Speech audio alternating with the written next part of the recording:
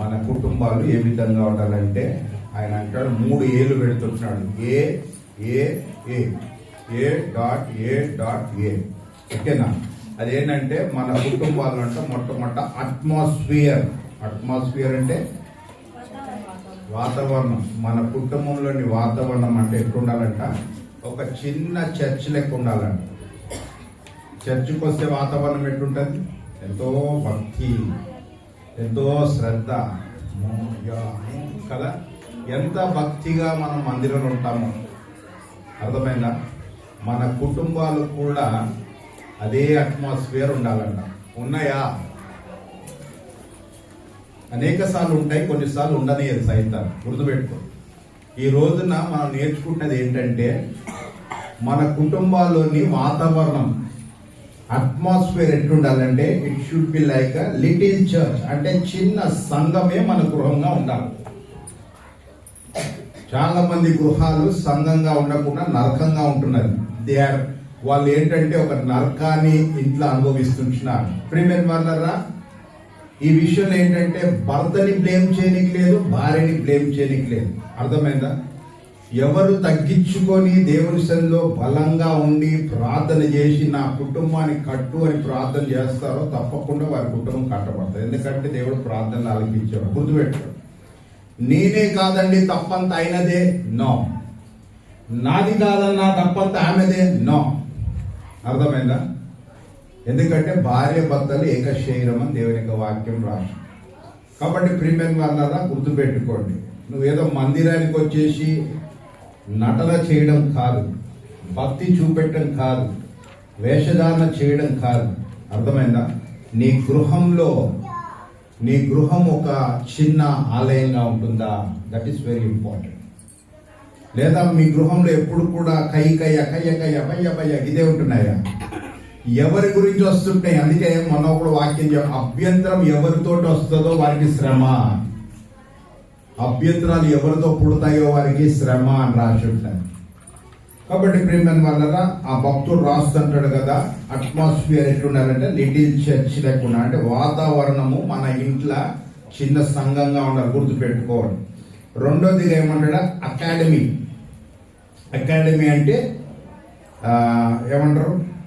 చదువు, ఎడ్యుకేషన్ ఏమంటారు? విద్యా సంస్థ అంటే ఒక స్కూల్ లెక్క, ఒక టీచింగ్, ఒక స్కూల్ లెక్క ఉండాలి, విద్యా సంస్థ లెక్క ఉండాలి. ఏది? మన గృహం. ఆయన అంటాడు అకాడమీ లెక్క ఉండాలి. అకాడమీ అంటే ఏంటంటే ఒక స్కూల్లో వాళ్ళు ఏం నేర్పిస్తారు? ఏదో చదువు నేర్పిస్తారు. ఆ విధంగా మన గృహాల్లో కూడా అకాడమీ అంటే విద్యా సంస్థ లెక్క ఉండాలంటే ఆ గృహంలో ఏముండాలంటే వాక్యం ఉండాలా. అర్థమైందా? వాక్యం ఉండాలా. వాక్యం యొక్క అధికారము మన గృహంలో ఉండాలి. ఎవరి అధికారంలో? డోర్లకు రాస్తాం కదా, ఏమని రాస్తాము? Christ is the author of our family. Yesu ప్రభువే మా కుటుంబానికి ఆథర్. ఆథర్ అంటే మా యొక్క కుటుంబాన్ని నడిపించేవాడు కదా. ఎన్నో రాస్తుంటారు కదా.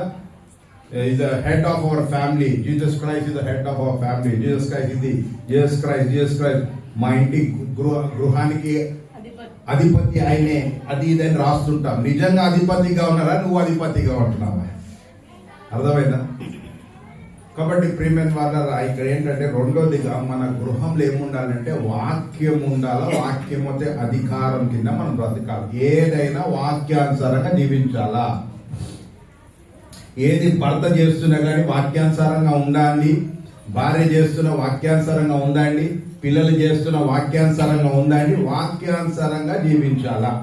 రెండోదిగా ఆయన చెప్తుంటున్నాడు. తర్వాత ఏంటంటే ఆల్టర్ అంటే బలిపీఠం దేన్ని సాదృశ్యంగా ఉంటుందంటే ప్రార్థన కదా. ఎక్కడైనా మనం చూస్తే అబ్రహాం, ఇస్సాకు వీళ్ళంతా కూడా ఏంటంటే ఎక్కడైనా పోయినప్పుడు అక్కడ ఒక బలిపీఠం కట్టి అక్కడ దేవుని సన్నిధిలో అర్పణలు అర్పించేవారు. బలిపీఠం అంటే ప్రార్థన మన గృహాలు ఉండాలి. వ్యక్తిగత ప్రార్థన, భార్యాభర్తలు కలిసి ప్రార్థన చేయాలి. నీ భర్త ఒకవేళ లొంగకుంటే ప్రార్థన చేయి, తప్పకుండా లొంగుతారు. నీ భార్య ఒకవేళ విశ్వాసి లొంగుతలేదంటే ప్రార్థన చేయి. ప్రార్థన ద్వారా ఎలాంటి సైతాను బంధకాలున్నా విడిపోతాయి, తప్పకుండా వస్తారు. దేవుడు అలాంటి సందర్భాన్ని కలగజేస్తాడు. భార్య భర్తలు ప్రార్థించారు. ఎన్నోసారి మాట చెప్తున్నా కానీ మీరు చేస్తున్నారా? మరి కుటుంబాల్లో సమాధానం ఉండాలంటే, కుటుంబాల్లో సంతోషం ఉండాలంటే, కుటుంబాలు ఒక చిన్న ఆలయంగా ఉండాలంటే బలిపీఠము ప్రార్థనలు చాలా అవసరం. వ్యక్తిగత ప్రార్థన, భార్య భర్తలు కలిసి ప్రార్థన, సాయంత్రము పొద్దుగాలలో కుటుంబ ప్రార్థన తప్పకుండా ఉండాలి. ఈ 3 విషయాలు జరగాలి.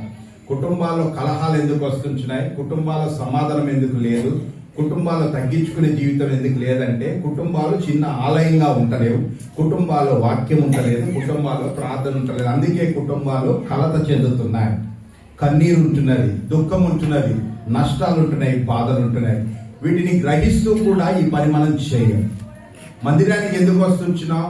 వాక్యం విని వాక్యం ద్వారా నేను నా కుటుంబం కట్టబడాలని వస్తుంటున్నాం. లేకుంటే మందిరానికి రావాల్సిన అవసరం ఉంది. మనం దినదినము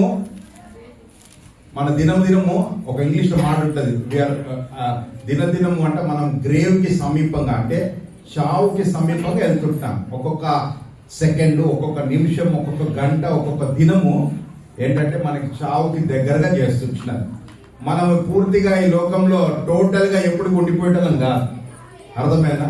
దేవుడిచ్చిన బ్రతుకు దేవుని కొరకు బ్రతికేసారు. వాక్యం మనం హెచ్చరిస్తుంది, దాని ప్రకారం జీవించేసారు. అర్థమైంది? అది దేవునికి ఇష్టమైన జీవితం. అంతేకాని నువ్వు పొద్దాక ముఖం ముడుచుకొని పొద్దాక నీ ఇష్టానుసారంగా జీవించి దేవుణ్ణి నిర్లక్ష్యం చేసి జీవిస్తే నీ కుటుంబంలో భయంకరమైన నరకాన్ని నువ్వు చూస్తావు, కానీ సమాధానం ఎప్పుడు ఉంటుంది. ఈ ఉదయకాల సమయంలో ఈ మాటలు వింటున్నా నీవు ఏదో నా కోసం చెప్తుంటున్నాడు, నీ కోసం చెప్తుంటున్నాడు, ఇట్లా ఏవి అనుకోవద్దు.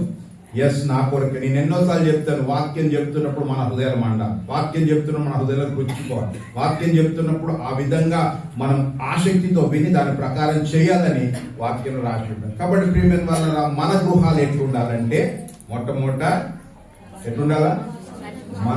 మన గృహాలు వాతావరణం చిన్న మందిరంగా ఉండాలి. ఉన్నదా లేదా చూసుకో. దానికి కారణం ఎవరు? ఒకరినొకరు బ్లేమ్ చేసుకోవాలి. గుర్తుపెట్టుకోండి, మనకు వెపన్ ఏముంటుంది? ప్రార్థన ద్వారా సమస్తం సాగి. నువ్వు ఎంత ప్రార్థన చేస్తే నీ కుటుంబం కట్టబడుతుంది. నువ్వు ఒకవేళ భర్తవి చక్కగా విశ్వాసివైతే ప్రార్థన చేయి, నువ్వు భార్య విశ్వాసివైతే ప్రార్థన చేయి, తప్పకుండా కార్యం జరుగుతుంది. మెట్టికైతే నీ కుటుంబము ఒక చక్కని మందిరముగా ఉండాలా. అర్థమైందా? కాబట్టి అది గుర్తుపెట్టుకో. ఆ విధంగా నువ్వు మెయింటైన్ చేయడానికి ప్రయత్నం చేయి. ఇది వరకు కూడా నేను ఒక మాట చెప్పాను. ఏమని చెప్పానంటే, ఆ గృహంలో అరుపులు ఉండవు, ఆ గృహంలో కేకలు ఉండవు, ఆ గృహంలో ఆ మనిషి ఉన్నాడా లేదా అన్నట్టుగా యేసు ప్రభు గురించి రాసిన మాటలు మనం చూసినాం ఇది వరకు. ఓకేనా? కాబట్టి క్రైస్తవ గృహం ఆ విధంగా ఉండాలి. వీరు ఉన్నారా లేదా అన్నట్టుగా ఉండాలి. కాబట్టి ప్రియమైన వాళ్ళ మొట్టమొదట ఆ విధంగా ఉండాలి. రెండోదిగా చూసినట్టయితే మన గృహాలలో ఏముండాలా? వాక్యం ఉండాలి. వాక్యం ఏదో గోడలకు పెట్టుకోవడం కాదు, చక్కని వాక్యాలు కొనుక్కొని పెడతాం, మంచిదే. ఆ వాక్యం హృదయం ఉండాలి. ఆ వాక్యం అన్ని గృహంలో ఉన్న వారందరిలో ఆ వాక్యం ఉండాలి. వాక్యం ఉండాలంటే అర్థం ఏంటి? బైబిల్ పెట్టుకోవడం కాదు, వాక్యం చదవాలా, వాక్యానుసారంగా జీవించాలి. వాక్యం ఏం చెప్తుందో దానికి విధేయత చూపెట్టాలి. వాక్యం లేకుండా నా జీవితం లేదు. అర్థమైందా? కాబట్టి వాక్యం నీ కుటుంబంలో ఉండాలా, నీ హృదయంలో ఉండాలా, వాక్యాన్ని చదవాలా, వాక్యాన్ని ధ్యానించాలా, వాక్యానుసారంగా జీవించాలి. అది క్రైస్తవ కుటుంబం. తర్వాత నీ గృహంలో ఏముండాలా? బలిపీఠం ఉండాలి. అంటే అర్థం ఏంటి? ప్రార్థన ఎల్లప్పుడూ ఉండాలి. ఎన్నో రకాల ప్రార్థనలు ఉంటున్నాయి. కన్నీటి ప్రార్థన, ఉపవాస ప్రార్థన, ప్రసవేదంతో ప్రార్థన, ఆత్మల పట్ల భారం కలిగిన ప్రార్థన, విసుక ప్రార్థన, ఎన్నో రకాల ప్రార్థనలు ఉంటున్నాయి. ఓకే? కాబట్టి నీ గృహంలో ఏముండాలా? ప్రార్థన, బలిపీఠం ఉండాలి. అన్ని విషయాల్లో కూడా ఆటోమేటిక్గా లాస్ట్కి ఎక్కడ రావాలి? దేవుని పాదాలు పట్టుకుంటేనే అన్నీ అయితే మనకు అది తెలుసు. కాబట్టి బలిపీఠము, ప్రార్థన జీవితము, వ్యక్తిగత ప్రార్థన, భార్యాభర్తలు కలిసి ప్రార్థన, తర్వాత ఏం ప్రార్థన? కుటుంబ ప్రార్థన జరగాలి. ఓకే? కాబట్టి గృహం ఆ విధంగా ఉండాలి. గృహంలో ఉండవలసిన 3 ఏంటండి చెప్పాలా? అట్మాస్ఫియర్ అంటే అట్మాస్ఫియర్, అకాడమీ, ఆల్టర్. అట్మాస్ఫియర్ అంటే వాతావరణము, అకాడమీ అంటే విద్యా సంస్థ, ఆల్టర్ అంటే బలిపీఠము. ఓకే? మన గృహంలో మరి అట్మాస్ఫియర్ ఎట్లుండాలా? ఒక లిటిల్ చర్చ్ గా, అంటే వాతావరణం ఎట్లుండాలి? ఎప్పుడు మన గృహంలో చిన్న మందిరం కనిపించాలి. ఎంత బాగుంటుంది దేవుని దృష్టిలో. చిన్న మందిరం ఉన్నదా? చాలా మంది జీవితాలు అట్లా లేదు కుటుంబాలు. ఓకే, మన గృహంలో ఏముండాలా? అకాడమీ ఉండాలి, విద్యా సంస్థ ఏముండాలా? బైబిల్ వాక్యం ఉండాలి, దాన్ని ఫాలో అవుతూనే నడుచుకోవాలి. ఓకే, మూడోదిగా ఏముండాలా? బలిపీఠం ఉండాలి, ప్రార్థన ఎల్లప్పుడూ. పిల్లలు బయటికి వెళ్తున్నా, లోపలికి వచ్చినా ప్రార్థన ప్రార్థన ప్రార్థన ఆధారం. అర్థమైందా? ఆ విధంగా ఉండాలి. చాలా అంటే పొనిలేమా అట్లంటే అయిపోతాం. నో, మనం ఆత్మీయంగా ఎదుగుతుంటున్నాం, దినాలు దగ్గర పడుతుంటున్నాయి. ఆయన రాకడికి మన పోకడికి ఇంకా నువ్వు అదే జీవితం జీవిస్తే కుదరదు. జీవితం మారుతూ ఉండాల, ప్రతి క్షణం మారాల, ప్రతి దినం మారాల, ప్రతి నెల మారుతూ ఉండాల, ప్రతి సంవత్సరం నీ జీవితం మారాలి. దేవునిలోకి రావాల, దేవునిలో జీవించాలి. నోరు తెరవకుండా కూర్చుంటే కుదరదు, ప్రార్థన చేయకుండా కూర్చుంటే కుదరదు. ఎంతో పని చేస్తావు పొద్దుగాల సాయంత్రం దాకా, ఒక్క నిమిషం ప్రార్థన చేస్తే నీ కష్టమంతనికి ప్రతిఫలం ఇస్తాడు దేవుడు. ప్రార్థన లేకుంటే ఏం లాభం కదా? నీవు చేయవు ప్రార్థన, నీ పిల్లలు చేయరు ప్రార్థన, నీ భార్య చేయదు ప్రార్థన, నీ యొక్క భర్త చేయడు ప్రార్థన అంటే ఎట్లా? కుదరనే కుదరదు. గుర్తుపెట్టుకో, నీ జీవితంలో నీ గృహం ఆశీర్వదించబడాలంటే చిన్న మందిరం, వాక్యము, ప్రార్థన ఎల్లప్పుడూ ఇవి మీకు మన యొక్క మరి యొక్క ఎక్కడ గృహాలలో ఉండాలి. Okay, right. తర్వాత నేను ఈ రోజున కొన్ని విషయాలు మాట్లాడదలుచుకున్నా, ప్రేమను గురించి మాట్లాడదలుచుకున్నా. ఈ ప్రేమ ఏ ప్రేమ అంటే, ప్రేమ ఎట్లుంటది, ఏం సంగతి, ఎవరు ప్రేమించాలా, దేవుడి ప్రేమ, ఇవన్నీ గురించి చెప్పాలా. అయితే ఒక వాక్య భాగాన్ని నేను తీసుకున్నాను, ప్రకటన గ్రంథము 2వ అధ్యాయము. ఇక్కడ చూసినట్లయితే పద్మాస్ లో యోహాన్ని అక్కడ పద్మాస్ అంటే ఒక జైలు లెక్క అన్నమాట. అయ్యా నిద్ర వచ్చే వాళ్ళు ముఖం కడుక్కోండి, పోయి పడుకోకండి, ఒకరి నుంచి ఒకరికి అంటుకుంటుంది అంటులో. ఓకేనా? పడుకోకండి, దేవుడి మందిరంలో పడుకోకండి. సైతాన్ని ఇక్కడే పడుకోమంటది కదా, ఇక్కడే అటు ఇటు మెలుగంటది, ఇక్కడే మాట్లాడమంటది, ఇక్కడే బయటికి పోవంటది కదా. దేవుడి మందిరంలో కూర్చుంటే స్టిక్ అయిపోయి చూస్తారు. అయితే ఇక్కడ పద్మాసులో యోహాన్ని తీసుకెళ్లి పడేస్తారనమాట జైల్లో. పడేసినప్పుడు యోహాను, శిష్యుడైన యోహాను ఒక దర్శనాన్ని చూస్తాడు. ఆ దర్శనంలో యేసు ప్రభుని చూస్తారు. చూసినాక యేసు ప్రభు అతనితో మాట్లాడే విషయాలు చూస్తాడు. అక్కడ 7 సంఘాల గురించి మాట్లాడతాడు. మనకి ఇవన్నీ కూడా కొంచెం తెలుసు, క్రైస్తవులు 7 సంఘాల గురించి మాట్లాడతాడు.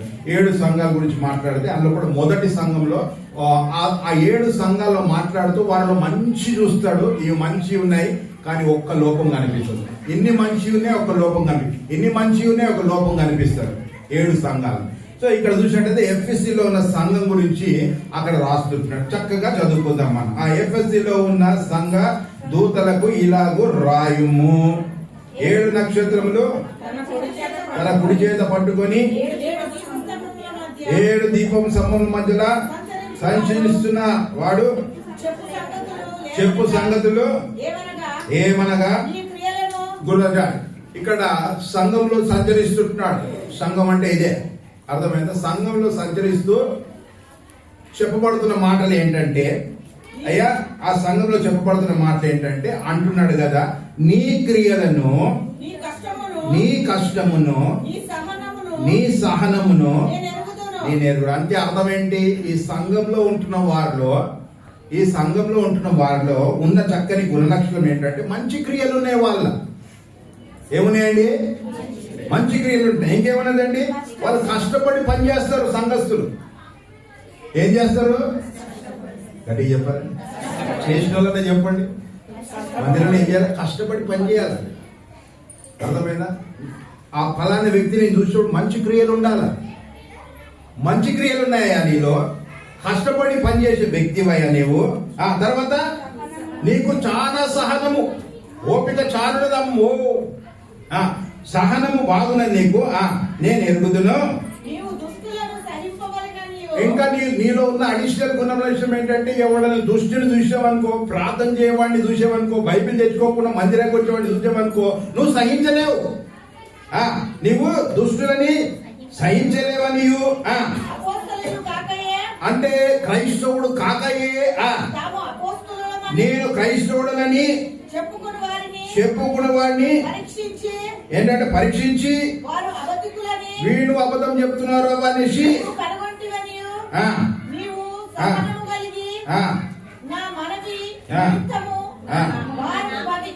భరించి ఉమ్. హల్లెలూయా నేను ఎరుగుదును. చాలండి. ఇక్కడ చూసినట్లయితే అపోస్తులు కాడన్నట్టుగా చెప్తున్నాడు. నువ్వు వాళ్ళని చూసి సహించలేమని చెప్తుంటున్నాడు. తర్వాత ఏమంటున్నాడు 4వ వచనంలో ఆయనను 3వ వచనంలో అదే అంటున్నాడు, నీవు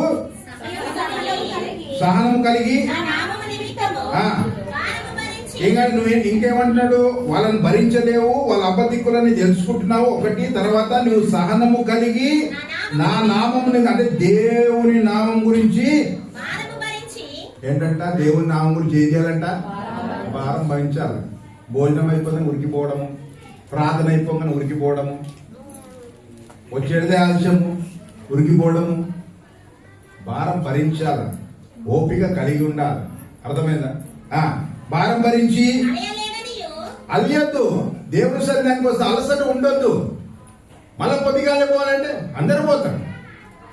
మందిరానికి వచ్చినప్పుడు ఉండాలి. ఎవ్రీథింగ్ అయిపోయి గేట్ క్లోజ్ అయ్యేదాకా అందరూ ఉండాలి. కొంతమంది ఇట్లా కాగానే చక్కమని ఎక్కేస్తారు. అర్థమైందా? అలియా ఇక్కడ అంటుగా మంచి గుణాలు అవి, ఇవన్నీ కూడా మంచి గుణాలు.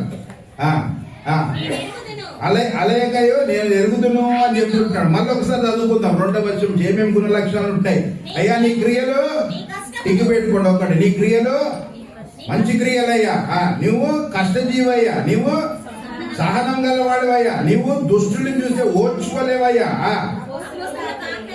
అబద్ధాలు చెప్పేటాన్ని నువ్వు అస్సలు ఇష్టపడవయ్యా. తర్వాత నీవు 3వ వచనమా సహనము కలిగి దేవుని నామం భారము మోయాలి. ఏం భారం మోస్తున్నాం మనం? గుడికి వచ్చి 2.5 గంటలు కూర్చొని అబ్బా ఎంతసేపు చేసిండండి, అవునా? భారము భరించి అలయలేదని ఇవన్నీ కూడా దేవుడు చూస్తుంటాడు. మనలో ఇలాంటి లక్షణాలు ఉండాలి. ఆ సంఘంలో, ఏ సంఘంలో?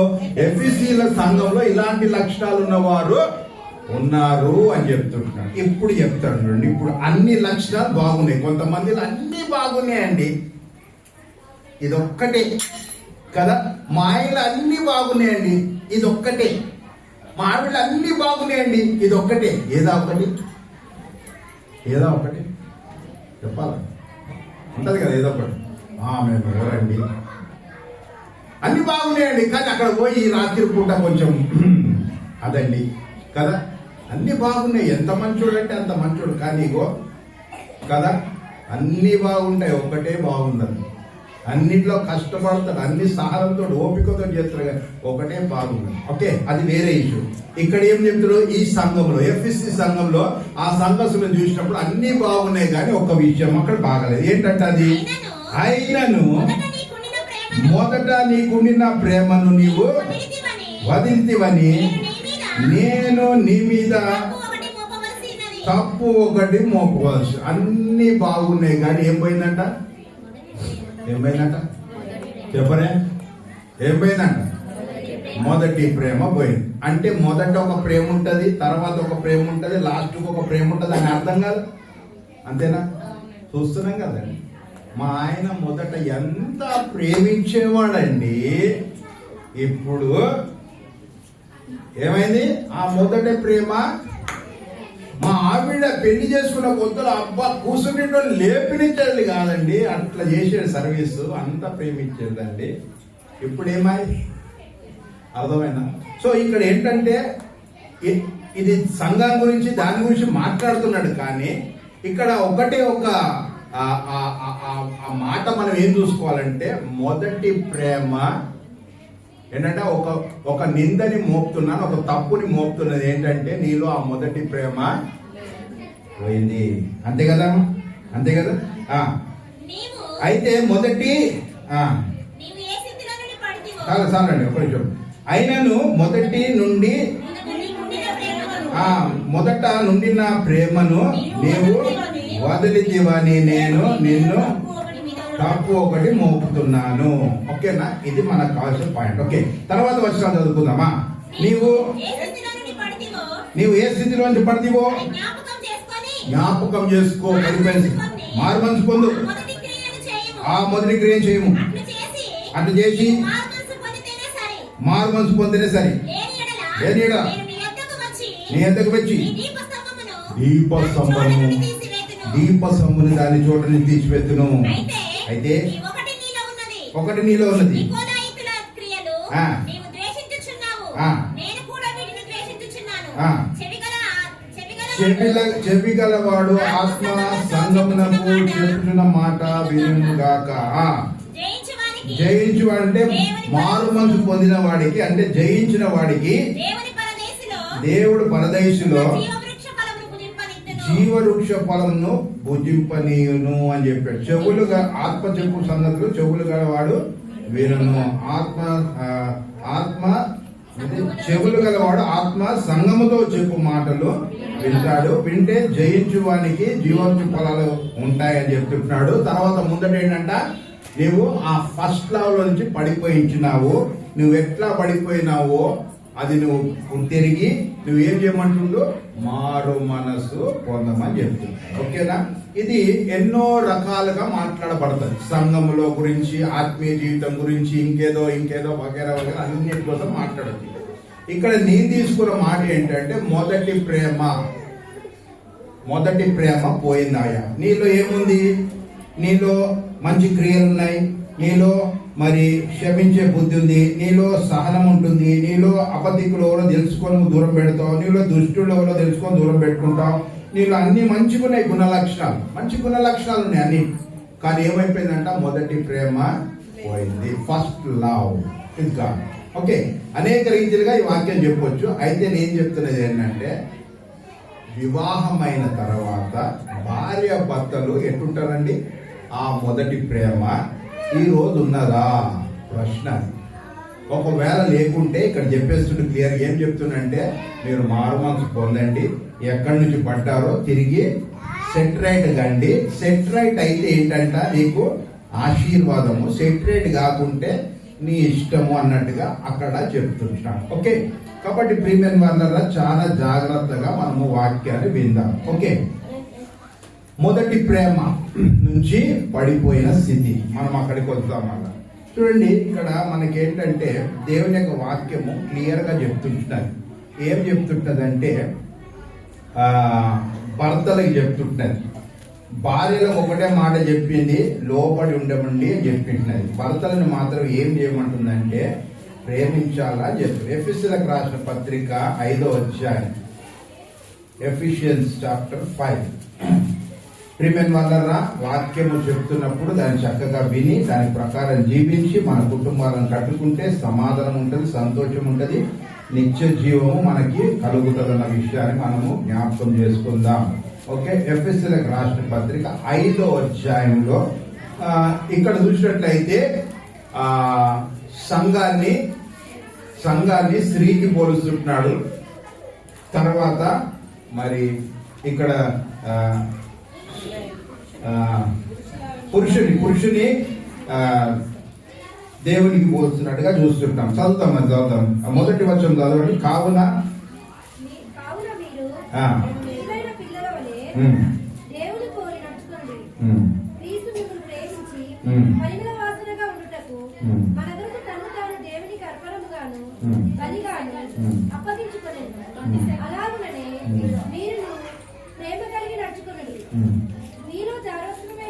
చాలండి, ఒక్క నిమిషం నేను చెప్తాను. ఇక్కడ ఏంటంటే 25వ వచనం చదువుదాం. పురుషులారా మీరును మీ భార్యలను ప్రేమించుడి. క్రీస్తు కూడా సంఘాన్ని ప్రేమించి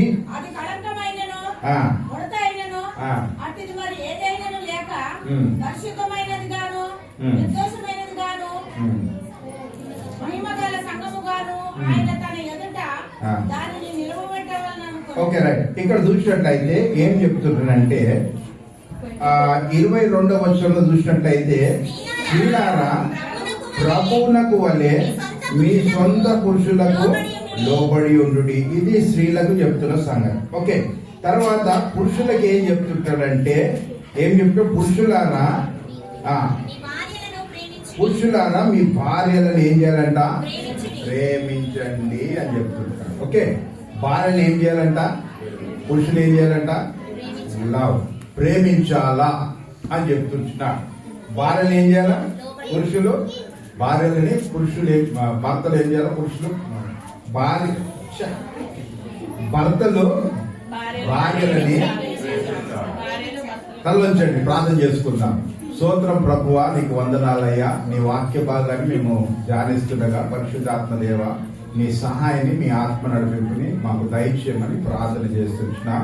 దేవ, ఈ వాక్య భాగము మా కుటుంబాలకు ఆశీర్వాదకరంగా ఉంచమని ఏసేపెట్టి అడిగి వేడుకుంటున్నాను తండ్రి.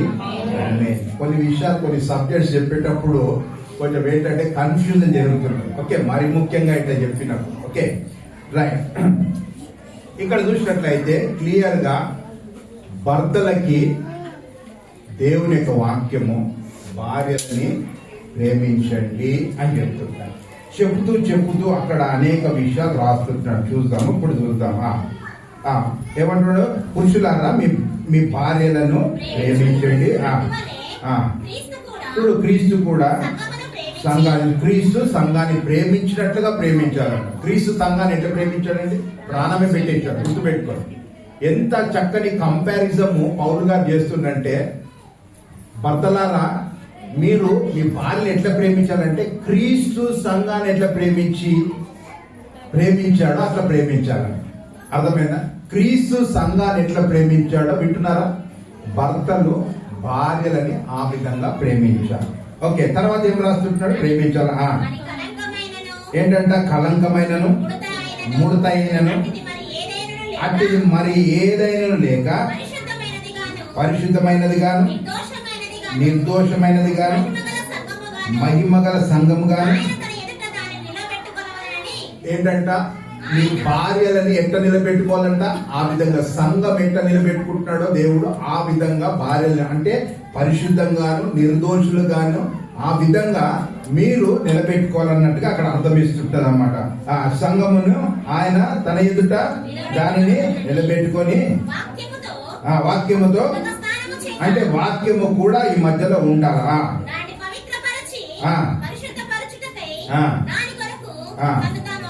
తను తాను అప్పగించాడు అంటే అర్థం ఏంటి? సంఘము కొరకు ఏం చేశాడు? తను తాను అప్పగించేసుకున్నాడు. యేసు ప్రభు సంఘము కొరకు తను తాను అప్పగించేసుకున్నాడు అంటే అంతగా ప్రేమించాడు. భర్త కూడా తన భార్యని అంతగా ప్రేమించాలని ఇక్కడ చక్కగా పౌలు గారు మనకు రాస్తుంటాడు. సంఘాన్ని క్రీస్తు ఎట్లా ప్రేమించాడో భార్యని భర్త ఆ విధంగా ప్రేమించాడు. భర్తలో ఒక కలంకమైన ముడతైన ఏదైనా ఏ మిస్అండర్స్టాండింగ్ ఏమి రాకుండా పర్ఫెక్ట్ గా ఉండాలా అని చెప్తుంటాడు. అయితే పర్ఫెక్ట్ గా ఉండడానికి తనదంతా కూడా దారపోచేస్తుంటాడు అక్కడ యేసు ప్రభు సంఘం కొరకు. పురుషుడు కూడా ఏంటంటే ఆ విధంగా తగ్గించుకొని కుటుంబాన్ని కట్టుకోవాలా, భార్యని ప్రేమించాలా అని చెప్తుంటాడు. ఇలాంటి ప్రేమ లేదు చాలా మందిలో. పురుషులు ఎట్లా ప్రేమించాలా భార్యని, దేవుడు సంఘాన్ని ఎట్లా ప్రేమిస్తుంటున్నాడు అట్లా ప్రేమించాలి. అర్థమైనా? వేరే ఇట్లా దులుపుకొని ఏదో మాటలు వ్యర్థమైన వద్దు మనకి. What the word of God is telling, we need to do that. దేవుని వాక్యం ఏం చెప్తుందో. ఇంకోటి ఆను అట్లా గులాం అయిపోయినా ఎవడేమని అనుకోని, what the word is teaching. వాక్యం నాకు ఏం నేర్పిస్తుంది? క్రీస్తు సంఘాన్ని ప్రేమించినట్లు పురుషుడు భార్యని ప్రేమించాలి. అది ఓకే. దాని తర్వాత కొంచెం కిందకు వద్దాం. అటువలనే పురుషులు కూడా చెప్తున్నట్లే సంఘాన్ని దేవుడు ఎట్లా ప్రేమించా, అటువలనే పురుషులు కూడా తన సొంత శరీరం వలె ఎట్లా ప్రేమించాలంట కదా. నువ్వే డ్రెస్ వేసుకోవడం కాదు, నువ్వే తినడం కాదు. చాలా ఇంపార్టెంట్ ఇది, చాలా ఇంపార్టెంట్. నీ సొంత శరీరాన్ని ఎట్లా ప్రేమించుకుంటున్నావు? పురుషుడా నీ భార్యను అట్లా ప్రేమించాడు. క్రీస్తు అట్లే సంఘాన్ని ప్రేమించాడు. అటువలే పురుషుడు కూడా సంఘాన్ని ప్రేమించాడు. ఈ ప్రేమ లేకపోవడంతో ఏమైపోతుందంటే ఇంట్లో ఒక హెల్ చూస్తుంటున్నాం, నరకాన్ని చూస్తున్నాం. భర్త హెడ్ ఆఫ్ ద ఫ్యామిలీ. ఆ భర్తలో నిండి ఉండవలసిన గుణలక్షణం ఏంటంటే ప్రేమ. ఆ ఎలాంటి ప్రేమ అంటే క్రీస్తు ప్రేమ ఉండాలి. ఆ క్రీస్తు ప్రేమ కూడా ఏంటంటే సంఘాన్ని ఎట్లా ప్రేమించాడో అలాంటి ప్రేమ భర్తలో ఉండాలని పౌలు వండర్ఫుల్ గా ఆయన మ్యారేజ్ చేసుకోకుండా కానీ డిస్క్రైబ్ చేస్తాడు. ఆ ప్రేమ ఉండాలా. ఎప్పుడైనా గుర్తు పెట్టుకొని జీవితంలో నీవు ఎట్లా క్రీస్తు సంఘాన్ని ప్రేమించి ఎట్లా తను తాను అప్పగించుకున్నాడు, నీవు నీ భార్య అటువలే పురుషుడు ప్రేమించాలి. ఎవరిని ప్రేమించాలి? భార్యని ప్రేమించాలి, అంతగా ప్రేమించాలి. అర్థమైందా? That's all. ఇది వాక్యం చెప్తుంటాను, ప్రేమించాలి. రెండోది అంటాడు కదా, నీ సొంత శరీరాన్ని నువ్వు ఎట్లా ప్రేమించుకుంటావు? ఇంత నొప్పి వచ్చినా, ఇంత దగ్గు వచ్చినా, ఇంత ఏమైనా నీ సొంత శరీరాన్ని ఎట్లా ప్రేమించుకుంటున్నావో అట్లా ప్రేమించాలంట. అదే రాస్తున్నా అక్కడ చూడ. అటువలే పురుషులారా తన సొంత శరీరంలో వలె నీ భార్యలను ప్రేమింప బద్ధులై ఉన్నారు. ఏమంటాడండి? ప్రేమించే బద్ధులై ఉంటున్నారు. ఇది తెలియదు చాలా మందికి, ఇది తెలియదు. దీనిలో మర్మం ఏందో తెలియదు, ఇందులో ఉన్న సంతోషం ఏందో తెలియదు, ఇందులో ఉన్న ఆశీర్వాదం ఏంటో తెలియదు. అర్థమైందా? ప్రియమైన వాళ్ళారా, ఏదో నాకు పైసలు ఇస్తున్నా కదా, ఏదో ఇంటికి వస్తున్నా కదా, అట్లా కాదు. ప్రేమ ఎట్లుండాలి నేను ఇంకా చెప్తాను వర్ణాలు. ప్రేమ. Okay, right. తర్వాత ఏమంటున్నాడు? తన భార్యని ప్రేమించువాడు నిన్ను ప్రేమించుకుంటున్నావు. శరీరం ద్వేషించేవాడు ఎవడున్నాడా? ఒకటి. ఎట్లా కంపారిజన్ సంఘానికి, క్రీస్తుకి, సొంత శరీరానికి, భార్యకి అట్లా పెట్టేశాడు. భార్యని ఎట్లా ప్రేమించాలంట? సొంత శరీరం వల్లే ప్రేమించాలి. ఎవడైనా తన సొంత శరీరాన్ని ద్వేషించుకుంటాడా? నోబడి. ప్రేమను మనం అర్థం చేసుకోవాలి. భార్యని ప్రేమించాలా, భార్యని ప్రేమించాలా. దేవుడు సంఘాన్ని ప్రేమించినట్టు భార్యను ప్రేమించాలి. నీ సొంత శరీరాన్ని ప్రేమించుకుంటున్నట్లు భార్యను ప్రేమించాలా. ఇదే చెప్తుంది వాక్యం అంతా. భార్యని ప్రేమించాలా, భార్యని ప్రేమించాలా, భార్యను. తర్వాత ఏం రాసిందండి? ఏంటంట? అయితే మన ఏం చేయాలి? పోషించి సంరక్షించుకుంటాడు తన శరీరాన్ని. చాలండి. ఓకే, కాబట్టి రెండు మాటలు ఇక్కడ చూస్తుంటాం. మొదటి మాట ఏం చూస్తున్నామంటే, మనం ఇక్కడ క్రీస్తు సంఘాన్ని ప్రేమించినట్లుగా భర్త భార్యని ప్రేమించాలి. రెండోదిగా నీ శరీరాన్ని నువ్వు ఎట్లా ప్రేమించుకొని పోషించుకుంటావో అదే రీతిగా నీ భార్యని ప్రేమించాలి. శరీరాన్ని ద్వేషించుకున్న వాడు ఎవడు లేడు. రెండు విషయాలు అయిపోయింది. ఓకే, తర్వాత ఏం చెప్తుంటున్నాడు చూడండి. ప్రేమ ప్రేమ అని చాలా చెప్పాడు. ఒక మాట చూద్దాం. ఆదికాండం 24వ అధ్యాయము 67వ వాక్యంలో ఇస్సాకు ఏం చేస్తున్నాడు చూద్దాం.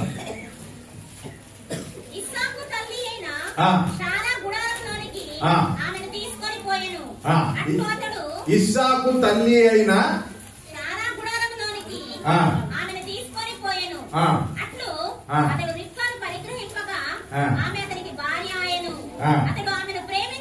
అతడు ఆమెని ఇస్సాకు ఏం చేస్తుంటాడంట?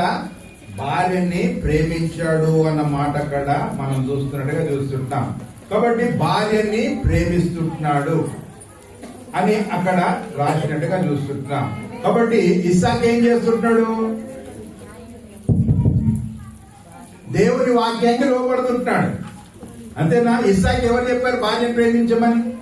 దేవుని వాక్యంలో రాసి ఉంటుంది భార్యను ప్రేమించమని. అర్థమైందా?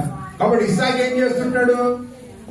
అర్థమైందా? కాబట్టి పురుషులకి దేవుడు ఒక బాధ్యత పెట్టాడు. ఏంటంటే, అయ్యా నీ భార్యని ప్రేమించు, అంతే. ఏం చేయాలా? చేస్తున్నారా? అవుతున్నదా అండి? చెప్పండి. ఏదైనా అన్ని తిరుగుతున్న మోటా మార్కెట్ తిరిగినట్టు జల్దీ కూర్చోండి.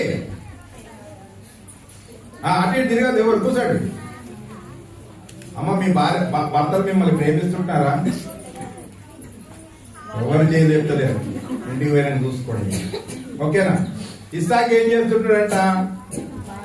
భార్యని ప్రేమిస్తున్నాడు అన్నమాట అక్కడ మనము చూస్తున్నట్టుగా చూస్తుంటాం. ఇంకా భార్యని ఏమేం చేయొద్దు, భార్యని ప్రేమించాలా. మెయిన్ ఇది గుర్తుపెట్టేసుకోండి. మళ్ళీ అక్కడికి వద్దాం. ఓకేనా? భార్యని ప్రేమించాలా. ఓకే, తర్వాత కొలసీలకు రాసిన పత్రిక 3వ అధ్యాయము. కొలసీలకు రాసిన పత్రిక 3వ అధ్యాయము 19వ వాక్యం చదువుకుందాం. మళ్ళా ఇక్కడ ఏమంటున్నాడండి? ఓ భర్తలారా వాళ్ళని ఏం చేయదంట?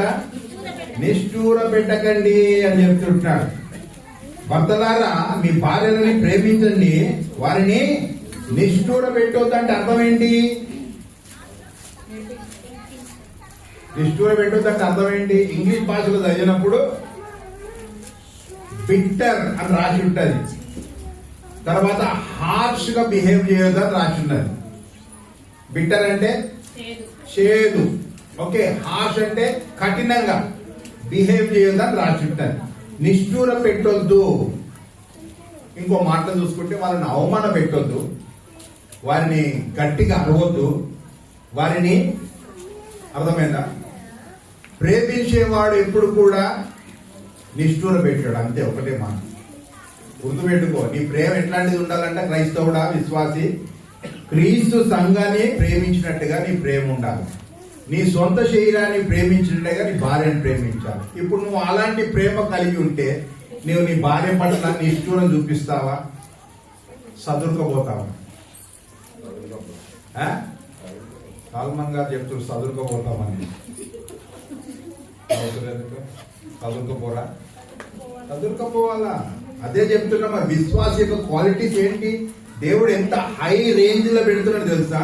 క్రీస్తు సంఘాన్ని ప్రేమించినట్టు భార్యను ప్రేమించు. దానికంటే ఇక వండర్ఫుల్ మాట ఇంకొకటి లేదండి. నీ సొంత శరీరాన్ని ప్రేమించుకుంటున్నట్టు నీ భార్యని ప్రేమించు. ఎవడైనా సొంత శరీరాన్ని తృణీకరిస్తాడా అన్న మాట రాస్తే ఇంకేంటి చూసుకోండి. ఇక దానికంటే ఎక్కువేం కావాలి. ఎవరనేమని అనుకోనేయండి, అది నీకు ఇట్స్ మస్ట్. నువ్వు చేయవలసింది అంతే. నువ్వు భార్యను ప్రేమించవలసింది అంతే. ప్రేమించేవాడు ఎప్పుడు కూడా భార్యని నిష్ఠూర పెట్టాడు, బాధ పెట్టాడు, కష్టపెట్టాడు. అర్థమైందా? That's all. నువ్వెంత ప్రేమిస్తుంటే నీ భార్య ఆటోమేటిక్ గా వాళ్ళకి రాసిన మాట నెరవేరుస్తాడు. నువ్వు ప్రేమించకుండా ఉంటే ఏం లోపడి ఉంటుంది, నువ్వు ఎట్లా ఎక్స్పెక్ట్ చేస్తావు? అంత వండర్ఫుల్. కొన్ని కుటుంబాలు చూస్తానండి, మా అమ్మ నాయనని చూస్తాను. మా నాయన ఎంత ప్రేమిస్తాడో మా అమ్మని, ఎంత చేసి పెడతాడో ఆమెకి. ఆమె బైబిల్ చదువుకోలేదని ఈమెనే బైబిల్ చదివి ఆమెకి వాక్యం చెప్తుంటాడు. ఏమంటే 5 years బెడ్ రీడేనా. ఇద్దరు కలిసి పొద్దుగాల 5 గంటలు ప్రార్థన చేసుకుంటారు, రాత్రి పడుకునేటప్పుడు ప్రార్థన చేసుకుంటారు, తినేటప్పుడు ప్రార్థన చేసుకుంటారు. ఎంత ప్రేమను, అర్థమైందా? అలాంటి ప్రేమ ఉండాలండి. అప్పుడే ఇద్దరు కలిసి ఉంటారు. కొంతమంది భర్తలు ప్రేమించరు, భార్యలు ప్రేమించరు. ఇద్దరిలో ప్రేమ లేకుంటే ఏమైపోతుంది? అర్థమైందా?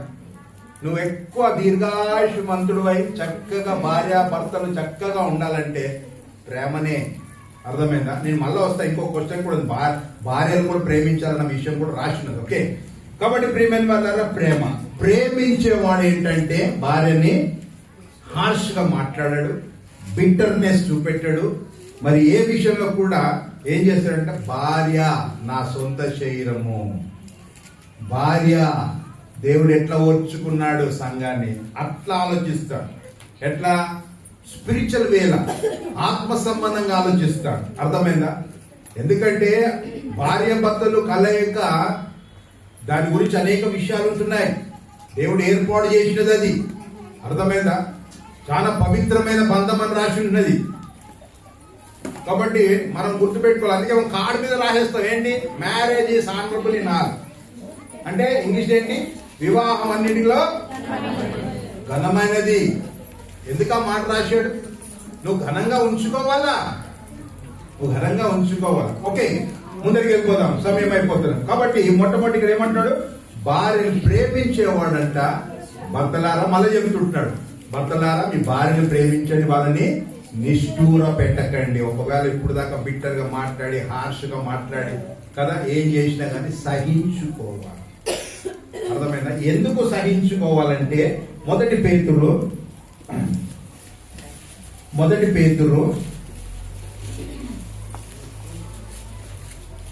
3వ అధ్యాయం చాలా చక్కగా రాస్తున్నాడు ఇక్కడ. మొదటి పేతురు 3వ అధ్యాయము 7వ వాక్యం చదువుతున్నాడు. అటువలనే పురుషులారా జీవమును కృపావరములో మీ భార్యలు మీతో ఏంటంట? జీవమును కృపావరములో నీ భార్య. కృపావరం చూస్తాం కదా, పౌలు గారు రాశారు అక్కడ కొరింథీయులకు రాసిన పత్రిక. అది సమయం లేదు అడుగుని. ఏంటంట, అటువలే పురుషులారా జీవమును కృపావరంలో మీ భార్యలు మీతో పాలివారై ఉన్నారని ఎరిగి అంటే దేర్ హైయర్స్ అంటారు ఇంగ్లీష్ లో. మంచి మాట. హైయర్స్ అంటే ఏంటి? ఇగో ఈ యొక్క ఆస్తికి భార్య భర్తలు ఇద్దరు హక్కుదారులు. You are హైయర్స్, హక్కుదారులు. నీవు నీ భార్య హక్కుదారులు. ఎందులో? ఆ జీవం అనే కృపావరంలో. అర్థమైందా? కాబట్టి నువ్వు ఒక్కడివే పరిశుద్ధుడు కాదు, నువ్వు ఒక్కడివే హక్కుదారుడు కాదు, నీ భార్య కూడా అన్నిట్లో హక్కుదారి కదా. అందుకే పెళ్ళప్పుడు వాగ్దానాలు చేసుకుంటారు. హలో, చేశారా? పెళ్లి చేసుకున్నారా? కొంతమంది వాగ్దానాలు చెప్పారా? లేకుండా అట్లయిందా? చెప్పాలా? ఏమండి వాగ్దానాలు ఏముంటాయి? చక్కగా అన్ని రాసి ఉన్నాయి, అన్ని ఇవ్వడం ఉంటున్నాయని లోపల. సరే, నేను డిబేట్ చేయని మళ్ళీ వస్తాను అక్కడికి. ఆ వాగ్దానం కూడా రాసుకొచ్చాను ఏమేమి చెప్పారో. ఓకే, కాబట్టి ఇక్కడ ఏమంటున్నాడంటే 7వ వచనంలో హైయర్స్ అంటే ఇద్దరు కూడా హక్కుదారులు అంటున్నారు. ఏదో జీవమును కృపావరణలో మీ భార్యలు మీతో పాలివారై ఉన్నారని ఎరిగి. ఎక్కువ బలహీనమైన ఏంటంట? భార్య ఎలాంటిది? ఎక్కువ బలహీనమైన అందుకే కొడుతున్నావా? అందుకే చెయ్యి నింపుతున్నావా? అందుకే బుగ్గలన్నీ పాపమయం ఎట్లయిపోతాయి? కొంతమంది చూశాను, భయంకరం కొడతారు. మొండి కట్టలేకుంటే చేయలు, గొడ్డలేకుంటే చేయలు కొడతారు భార్య. భార్య ఎవరు? బలహీనమైన ఘట్టం. ఎవరనే? జీవమును కృపావరంలో నీతోటి పాలివారి. అర్థమైందా? అలాంటి ఆమె ఏమని చెప్తుంటారంట? మీ భార్యలు అందుపడది ఎక్కువ బలహీనమైన ఘటమని వారిని సన్మానించడం. అంటే ఏంటి? చాలా వాడిని సన్మానించారు. హానర్ చేయి, హానర్ ఇవ్వాయి, హానర్ చేయి. హానర్ అంటే ఏమంటారు ఇంగ్లీష్ లా? గణపచ్చు, అంతే కదా. ఏమంటారు ఇక్కడ? సన్మానం అని మాట్లాడుతున్నారు, కానీ సన్మానం మనం ఏం చేస్తాం? శాల్వ సన్మానం అంటున్నాం, అది కాదు. హానర్ చేయడం, గౌరవించడం. అరే నా భార్యని గుర్తించడం. అర్థమైందా? హలో, నేనేం చెప్తలేను మాటలు. ఇవన్నీ విన్న తర్వాత వాక్యాన్ని నేర్చుకుని నేను కూడా మొండోనే. నాకు కోపం వస్తే కెమెరా పగిలిపోవాలి నా చేతిలో. ఫోటోస్ అని క్లిక్ చేయడానికి రాబట్టని కొట్టేస్తాడు, అంత కోపం ఉంటుంది. ఒకవేళ నా బిడ్డ ఏమైనా కొంచెము దానికి ఏమైనా అయితే ఈమెను కొట్టేస్తుంటే ఉన్నాయి, పాపం ఒప్పుకుంటున్నా. అర్థమైందా? అలాంటి పరిస్థితుల నుంచి ఇలాంటి పరిస్థితుల్లో దేవుడు ఎట్లా మార్చాడు? వాక్యం పదే చదివి దాన్ని నేర్చుకొని దాన్ని అర్థం చేసుకొని ఇట్లా ఆత్మీయతలు ఎదుగుతూ వచ్చాం. కాబట్టి ప్రేమ అంటే ఏంటో తెలిసింది నాకు. అర్థమైందా? వస్తుంది, కోపాలు వస్తాయి, తాపాలు వస్తాయి, అన్నీ వస్తాయి, కానీ భద్రంగా వ్యవహరించాలి. మనము మన యొక్క వివాహ జీవితంలో ఎదుగుతూ వస్తుంటున్నాం, పిల్లలు పెద్దగా అవుతూ వస్తుంటున్నప్పుడు ఏంటంటే మన జీవిత వైఖరి మారాల. ఎప్పుడో ఉన్న లెక్కనే అప్పుడు పెళ్లి చేసుకున్న కొత్తలో ఉన్నట్లు 10 సంవత్సరాలు పిల్లడు అయిపోయినా గట్టే ఉంటా అంటే కుదరదు. గట్టే తిరిగి వస్తా అంటే కుదరదు. గట్లే జీవిస్తా అంటే కుదరదు. గట్నే దోస్తులు కావాలంటే కుదరదు. ఒక రెస్పాన్సిబిలిటీ ఇచ్చాడు, ఫ్యామిలీ రెస్పాన్సిబిలిటీ. గుర్తుపెట్టుకోవాలి. భార్యలకి జ్ఞానం అంటే కోపం రావడం ఏంటి? కుటుంబాన్ని పట్టించుకోకుంటే కోపం వస్తుంది వాళ్ళకి. సరి అనే సమయానికి సరి అనేది ఇవ్వకుంటే కోపం వస్తుంది. అర్థమైందా? You are a responsible person. గుర్తుపెట్టుకో. అయితే ఇక్కడ అంటున్నాడు కదా, ఏమంటున్నాడు? వాళ్ళంటే ఏంటంట? బలహీనమైన ఘటన. అంటే వెరీ వీక్ పీపుల్, చాలా బలహీనం. మగవాని బలం ఎక్కడ, ఆడవి బలం ఎక్కడ కదా. ఆడవాళ్ళని ఏం చేస్తావు? 2 నిమిషాలు కొట్టేస్తావు. నీలాంటి బలమైనతో నువ్వు ఫైటింగ్ చేయి. సరే పోతే పోనీ అయిపోయింది అక్కడ అంటాడు, ఇక్కడ పులి లెక్క. ఎందుకు కదా? తాగిపోతాడు చూసిన వాడు తాగేసి వచ్చి మొత్తం అంతా ఇక్కడ చూపెడతాడు హీరోయిజం. ఆమెను కొడతా ఉంటే కూడా పాపం దారిపోయాడు. అయ్యో ఎందుకు కొడుతున్నాడు? తోడు మనకి కొట్టాడు, గీడైపోతాడు కదా. ప్రియమైన వాళ్ళ వాక్యం చెప్తుంటుంది. ఏం చెప్తుందంటే జీవములోను కృపావరంలోను వాళ్ళు పాలిభాగస్తులు కాబట్టి ఎక్కువ బలహీనమైన భార్య.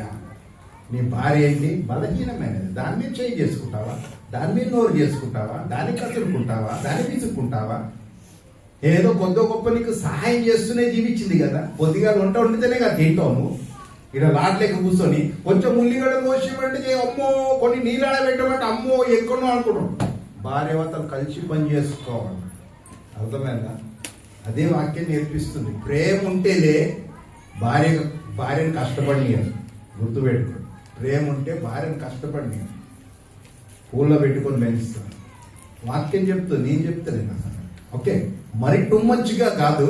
కొంతమంది ఉంటారు ఈ టూ మచ్ చేస్తారు వేసుకోవు అనుకుంటారు. అట్లా కాదు. నీకు కూడా కొంచెము భయం ఉండాలి, దేవుని భయం. భర్త దేవునిలో చక్కగా ఉన్నాడు, ఆ ప్రేమను చూపిస్తున్నాడు. క్రీస్తు సంఘాన్ని చూపెట్టే ప్రేమ పూర్తిగా అట్లున్నాడు. ఓకే, కాబట్టి ఇక్కడ రెండు మాట్లాడుతున్నాడు. ఇందాక మాట ఏంటి? ప్రేమించండి, నిష్ఠూర పెట్టకండి. ఇక్కడ ఏమంటున్నాడు? బలహీనమైన ఘట్టము కాబట్టి యు ఆనర్ హర్, నువ్వు ఆమెని సన్మానించు, గణపరచు. పర్లేదు అన్నట్టు కదా, అదే అంటున్నాడు ఇక్కడ. సన్మానించి బలహీనం ఘట్టం కాబట్టి ఎందుకు సన్మానించమంటున్నాడు? ఎందుకు బలహీనమైన ఘట్టం? ఎందుకు సన్మానించు, ఎందుకు హానర్ చేయమంటుంది తెలుసా? ఇక్కడ రాస్తాడు ఏంటంటే మీ ప్రార్థనలకు అంటే అర్థం ఏంటి? నీ ప్రార్థనకి జవాబు కావాలంటే నువ్వు కయ్య కయ్య కయ్య కయ్య అనేసి వచ్చి ప్రార్థన చేసే పొద్దుగా ఏమి లాభం. పటా కొట్టేసి ప్రార్థన చేసి ఏమి లాభం. అది ఇంట్లో చేయము, ఇక్కడ చేసి ప్రభువా యేసయ్యా నీకు స్తోత్రం నా పాపాల కొరకు. ఇంట్లో ఏమో వార అవుతుంది, ఇక్కడ నా పాపాల కొరకు నువ్వు మరణించావంటే కుదరనే ఉంటారు అట్లా. ఎందుకంటే వీడికి వచ్చినాక ఏంటి బాబు ప్రార్థన చేయలేని పాత్రలు అడుగుతారేమో, పక్కన వాళ్ళు ఏంటి ప్రార్థన చేస్తున్నారని అనుమానం రావద్దనేది ఉంటారు. చాలా మంచి యాక్టర్స్ ఉంటారు కదా. భద్రం, దేవునికి భయపడాలి. Okay, right. కాబట్టి ఇక్కడ రెండోది ఏం నేర్చుకుంటున్నాము? జీవము అను దాంట్లో వారు జీవం అను కృపావరంలో పాలిభాగస్తులు కాబట్టి బలహీనమైన ఘట్టం కాబట్టి సన్మానించాలి. ఎందుకంటే నీ ప్రార్థనలకి నీ భార్య అడ్డు రావాలి, నీ ప్రార్థనలకి ఆమెని కించపరిచిన విధానము అడ్డు రావద్దు. అందుకే చక్కని మాట ఒకటి ఉంటుంది, యోసేపు చేస్తుంటున్నాం. మత్తయి సువార్త 1వ అధ్యాయం 19వ వాక్యం చదవండి. మత్తయి సువార్త 1వ అధ్యాయం 19వ వాక్యం. ఆమె భర్త అయిన యోసేపు ఏంటంట? మంచి మాట అండర్లైన్ చేసుకోవాలి. ఎవరంటే ఆయన నీతిమంతుడు. అంటే అర్థం ఏంటి? రక్షించబడిన వ్యక్తి, పాపక్షమాపణ కలిగిన వ్యక్తి, పరిశుద్ధంగా జీవించే వ్యక్తి. ఎవరు? యోసేపు. అర్థమైందా? నీవు పరిశుద్ధంగా జీవించడం ఒప్పుకొని పాపక్షమాపణ నిమిత్తం మారు మనసు పొంది బాప్తిసం తీసుకున్నావు. నువ్వు నీతిమంతుడివి. దేవుడు నేను నీతిమంతుడుగా తీర్చాడు. కాబట్టి నీతిమంతుడు ఎట్లా జీవించాలంట? ఇక్కడ అంటుండు ఆమె భర్త అయిన యోసేపు ఏమిడంట? నీతిమంతుడు కాబట్టి ఆమెని అవమానపరచదాలక. కొంతమంది భర్తలు ఉంటారు, అమ్మల ఎదుట భార్యని అవమానపరుస్తుంటారు. ఎవరన్నా అక్క చెల్లెలు వదినరాలు వాళ్ళని అవమానపరుస్తారు. ఏదే గ్రేట్ గా ఫీల్ అవుతారు. అమ్మ నా తమ్ముడు చూడు, అమ్మ నా కొడుకు చూడు అని వీళ్ళు ఫీల్ అవుతారు. యాదవ ఇక్కడ భార్యను తిడుతుంటే మీరేమనుకోకండి కదా. నో, ఎప్పుడు కూడా నీ భార్య ఏమనుకుంటున్నావు? నీలో ఏక శరీరము. నీ భార్య ఏమనుకుంటున్నావు? నీ సొంత శరీరము. ఎన్నో మాటలు రాసి ఉంటున్నాయి. అర్థమైందా? కాబట్టి యోసేపు ఎవరు? నీతిమంతుడు. కాబట్టి ఆయన భార్యని పరిస్థితి ఎట్లున్నది? ప్రతికూలంగా ఉన్నది. ఒకవేళ నేను చేర తీసుకుంటే లోకం ఏమంటది? అయినా గాని భార్యని ప్రేమించేవాడు నీతిమంతుడు. కాబట్టి లోకము కాదు నాకు కావచ్చు, నా బంధువులు కాదు, నా భార్య నాకు ఇంపార్టెంట్. నా భార్యను ఎవరిచ్చారు? నాకు దేవుడు ఇచ్చాడు. అర్థమైందా? కాబట్టి ఆమె నేను ఎప్పుడు కూడా అది ప్రేమించేటోడు నిష్ఠూర పెట్టాడు, ప్రేమించేటోడు అవమానపరిచాడు, ప్రేమించేటోడు బలహీన ఘట్టమని గుర్తెరుగుతాడు, ప్రేమించేటోడు సన్మానిస్తాడు. ఇవన్నీ మాటలు. అర్థమైందా? ఇస్సాకు తన భార్యని ప్రేమించాడు. ఓ రెబెక్కా కదా. ప్రేమ ఎన్నో. ప్రేమ అవుతా లైంగిక విషయాలు కాదండి. చాలా మంది ప్రేమ అంటే అక్కడ దాకా పులి స్టాప్ పెడతారు. నో, ప్రేమ అంటే క్రియల్లో చూపెట్టు. నీవు ఎట్లా ప్రేమిస్తున్నావు? ఆ 3 పూటలు తిండి పెడతారు కదా, కష్టపడి పనిచేస్తారు. నో నో నో, ఎక్కువసేపు భార్యతో మాట్లాడు, సమయం తీసుకొని you spend time with her. ఇంటి విషయాలు కానీ ఏ విషయాలు కానీ మాట్లాడుతున్నారు. ఎంత కమ్యూనికేషన్ ఉంటుందో భార్యతో అంత ప్రేమ పెరుగుతుంది. కొంతమంది కమ్యూనికేషన్ ఉండదు. అయ్యగారు కొద్దిగా పోతారు, కథం రాత్రి పడుకునేటప్పుడు వస్తుంది. ఏం కమ్యూనికేషన్ ఉంటుంది భార్య భర్తల మధ్య చెప్పండి. కొంతమంది కొద్దిగా ఆఫీస్ పోతారు, మళ్ళీ సాయంత్రం వస్తారు. కమ్యూనికేషన్ ఎట్లుంటుంది? Unit to take time. అర్థమైనా? అన్నిటికీ టైం తీసుకోవాలి. భార్య భర్తలు మరి ఏకీభవించి ప్రార్థన ఎప్పుడు చేస్తారు? Take time. ఒకవేళ నెలంతా కుదరకుంటే మేమేం చేసేవాళ్ళం తెలుసా? లీవ్ తీసుకొని చాలా రోజులు అయితే ప్రార్థన చేసుకోక ఈ నెల ప్రార్థన చేసుకొని లీవ్ తీసుకొని ఇంటికి వచ్చి ఇద్దరం కలిసి ఒకరించి ప్రార్థన చేస్తాం. అర్థమైనా? పేరెంట్ అలాగే తీసుకుంటాం కానీ ప్రార్థన చేయడానికి కదా, చేసుకోవాలి. అలాంటి నేర్చుకోవాలి. ఆత్మీయ జీవితంలో ఎదుగుతుండే కొద్ది నీ గృహంలో శాంతి ఉండాలి, సమాధానం ఉండాలి, వాక్యం ఉండాలి, చిన్న సంఘంగా ఉండాలి, ప్రార్థన ఉండాలంటే ఉండాలి, ప్రేమ ఉండాలి. అర్థమైందా? తర్వాత ఏం చెప్తుంటున్నాడు? భార్య గురించి ఎన్నో మాటలు చెప్తుంటున్నారు. ఓకే, నేర్చుకున్నాం. నిష్ఠూర పెట్టొద్దు, ఇంకేం చేయొద్దండి, బలహీన ఘటము, సన్మానించాలని చెప్పాడు. తర్వాత అవమానపరచొద్దని చెప్పిట్టున్నాడు. అవన్నీ చెప్పింటున్నాడు. చెప్పినాక కిందకు వచ్చినాక ఆది కాండంలో కొన్ని మాటలు ఉంటున్నాయండి, వండర్ఫుల్ మాటలు. అవి చదువుకుందాం. ఆది కాండము 2వ అధ్యాయము 24వ వచనం చదవండి. కాబట్టి పురుషుడు తన తండ్రిని చాలా జాగ్రత్తగా వినాలా. ఇదేదో అనుకుంటారు. తండ్రిని తల్లిని విడిచి తన భార్యను హత్తుకొని భార్యను హత్తుకోవాలి. వారు ఏక శరీరమై వారి ఏక శరీరమైన వండర్ఫుల్ వర్స్. ఇవి పౌలు గారు అక్కడక్కడ కూడా సంఘాలు చెప్పాడు. అర్థమైందా? తల్లిని తండ్రిని విడిచి ఎవరిని హత్తుకోవాలా? మా అమ్మ మాట మా అమ్మకే జీతం మా అమ్మ అయిపోయిందండి. ఆయన వాళ్ళ లైఫ్ వాళ్ళకి సన్మానించమని చెప్పాడు దేవుడు. హానర్ చేయ వాళ్ళకి కావాల్సింది పెట్టు. సంసారం ఇప్పుడు ఎవరు? నీది, నీ భార్య. అర్థమైందా? ఇంకా వాళ్ళని మధ్యలో ఎందుకు చేసుకొస్తావు? ఎవ్వరు కూడా భార్య భర్తల మధ్యలో రావద్దు. ట్రయాంగిల్ లవ్ ఉండాలి. భర్త, భార్య, పైన ఎవరు? దేవుడు. గుర్తుపెట్టుకో. కోపం వస్తుంది. ఇదేంటండి మాకు చెప్తున్నారు. దేవుని వాక్యం అర్థం చేసుకుంటారు, దాన్ని అర్థం చేసుకుంటారు. నేను ఒక చోట ఇంటే వాక్యం చెప్తున్నప్పుడు తల్లిదండ్రులు విడిచిపెట్టమంటారు, ఇదే వాక్యం చెప్తున్నాం ఇదంట. అది మీకు అర్థం కాదు కదా. దేవుని ఉద్దేశం వేరే, దేవుని ప్రణాళిక వేరే. అక్కడ తల్లిదండ్రులు, భార్య భర్తలు, వాళ్ళ కుటుంబం, వాళ్ళ పిల్లలు అయినాక వాళ్ళకి పెళ్లి చేసిన వీళ్ళ కుటుంబం, వీళ్ళ సంసారం అట్లా స్టార్ట్ అయింది. అర్థమైంది? కాబట్టి క్లియర్గా చెప్తుంటున్నాడు, తల్లిని తండ్రిని విడిచి భార్యని హత్తుకో, మీరిద్దరు ఏంటంట? యువర్ వన్, ఏక శరీరం. చాలా గొప్ప మర్మం ఇది. Your one. నీ మాట ఒకటే ఉండాలా. మీరింట్లో ఏం చేసినా ఒకటే ఉండాలి. ఒకటే నిర్ణయం, ఒకటే అభిప్రాయం, ఒకటే ఎవ్రీథింగ్ వన్. గృహంలోకి వెళ్ళి ఏ మాట వచ్చినా కానీ ఇద్దరు ఉభయులు ఉభయులు ఒకరికి ఇది చేసుకోకుంటే ఎట్లా అనేసి ప్రసంగంలో రాసి ఉంటుంది. ఒకరినొకరు అర్థం చేసుకోవాలి. ఉభయులు ఒకరిని తెలుసుకుంటే గాని అన్నట్టుగా ఒక మాట రాసినది. మనకి సమయం లేదు కానీ ఏంటంటే ట్రయాంగిల్ లా ఉండాలా. తల్లిని తండ్రిని విడిచిపెట్టంటే ఇది వేరే విధంగా తీసుకోవద్దు. మనం తండ్రిని తల్లిని విడిచిపెట్టండి. ఈ సంసారము ఇది కట్టబడుతుంటారు. మీరిద్దరు ఇప్పుడు ఏంటి? భార్య భర్తలు ఏక శరీరం. కాబట్టి ఏం చేయాలంట? మీరిద్దరు ఏక శరీరం అనేసి అక్కడ చెప్తుంటది. కాబట్టి ఇక్కడ ఏమంటాడంటే మాట ఏంటంటే మనకి హత్తుకో అన్న మాట రాసింది కదా. ఏమని రాసిందండి? హత్తుకో. ఇంగ్లీష్ ఏమని రాసింది? యునైట్ కండి. మీరు తల్లిదండ్రుల పక్క పెట్టి ఇప్పుడు మీరిద్దరు యునైట్ కండి. ఎదురబ్బా అత్త దూరం అవసరం లేదు, అమ్మ దూరం అవసరం లేదు, ఇంకెవ్వరు దూరినా కానీ కథం అయిపోతుంది. అర్థమైనా? భార్య భర్తలు ఎప్పుడు కూడా మీరిద్దరు యునైట్ కండి. మీరిద్దరు హత్తుకొని జీవించండి. మీరిద్దరు ఏక శరీరము. మీరిద్దరు డెసిషన్ ఉండాలి. ఇదిగో మా అమ్మ ఏం చెప్తుందో దాని తర్వాత నేను చెప్తాను, నో. ఇదిగో మా అత్త ఏం చెప్తుందో దాని తర్వాత ఏం చెప్తాను, నో. అర్థమైందా? ఇది ఇష్టం ఉండదు కొంతమందికి. అందుకే కుటుంబాల కలహాలు. ఎవరో థర్డ్ పర్సన్ ఎంటర్ అయింది అనుకో ఏమైతే తెలుసా? అంతే.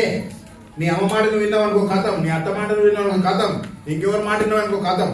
నేను ఒకసారి చెప్తుంటా కదా, భార్య భర్తలు కొత్తగా పెళ్లి చేసుకొని వచ్చిన్నారు.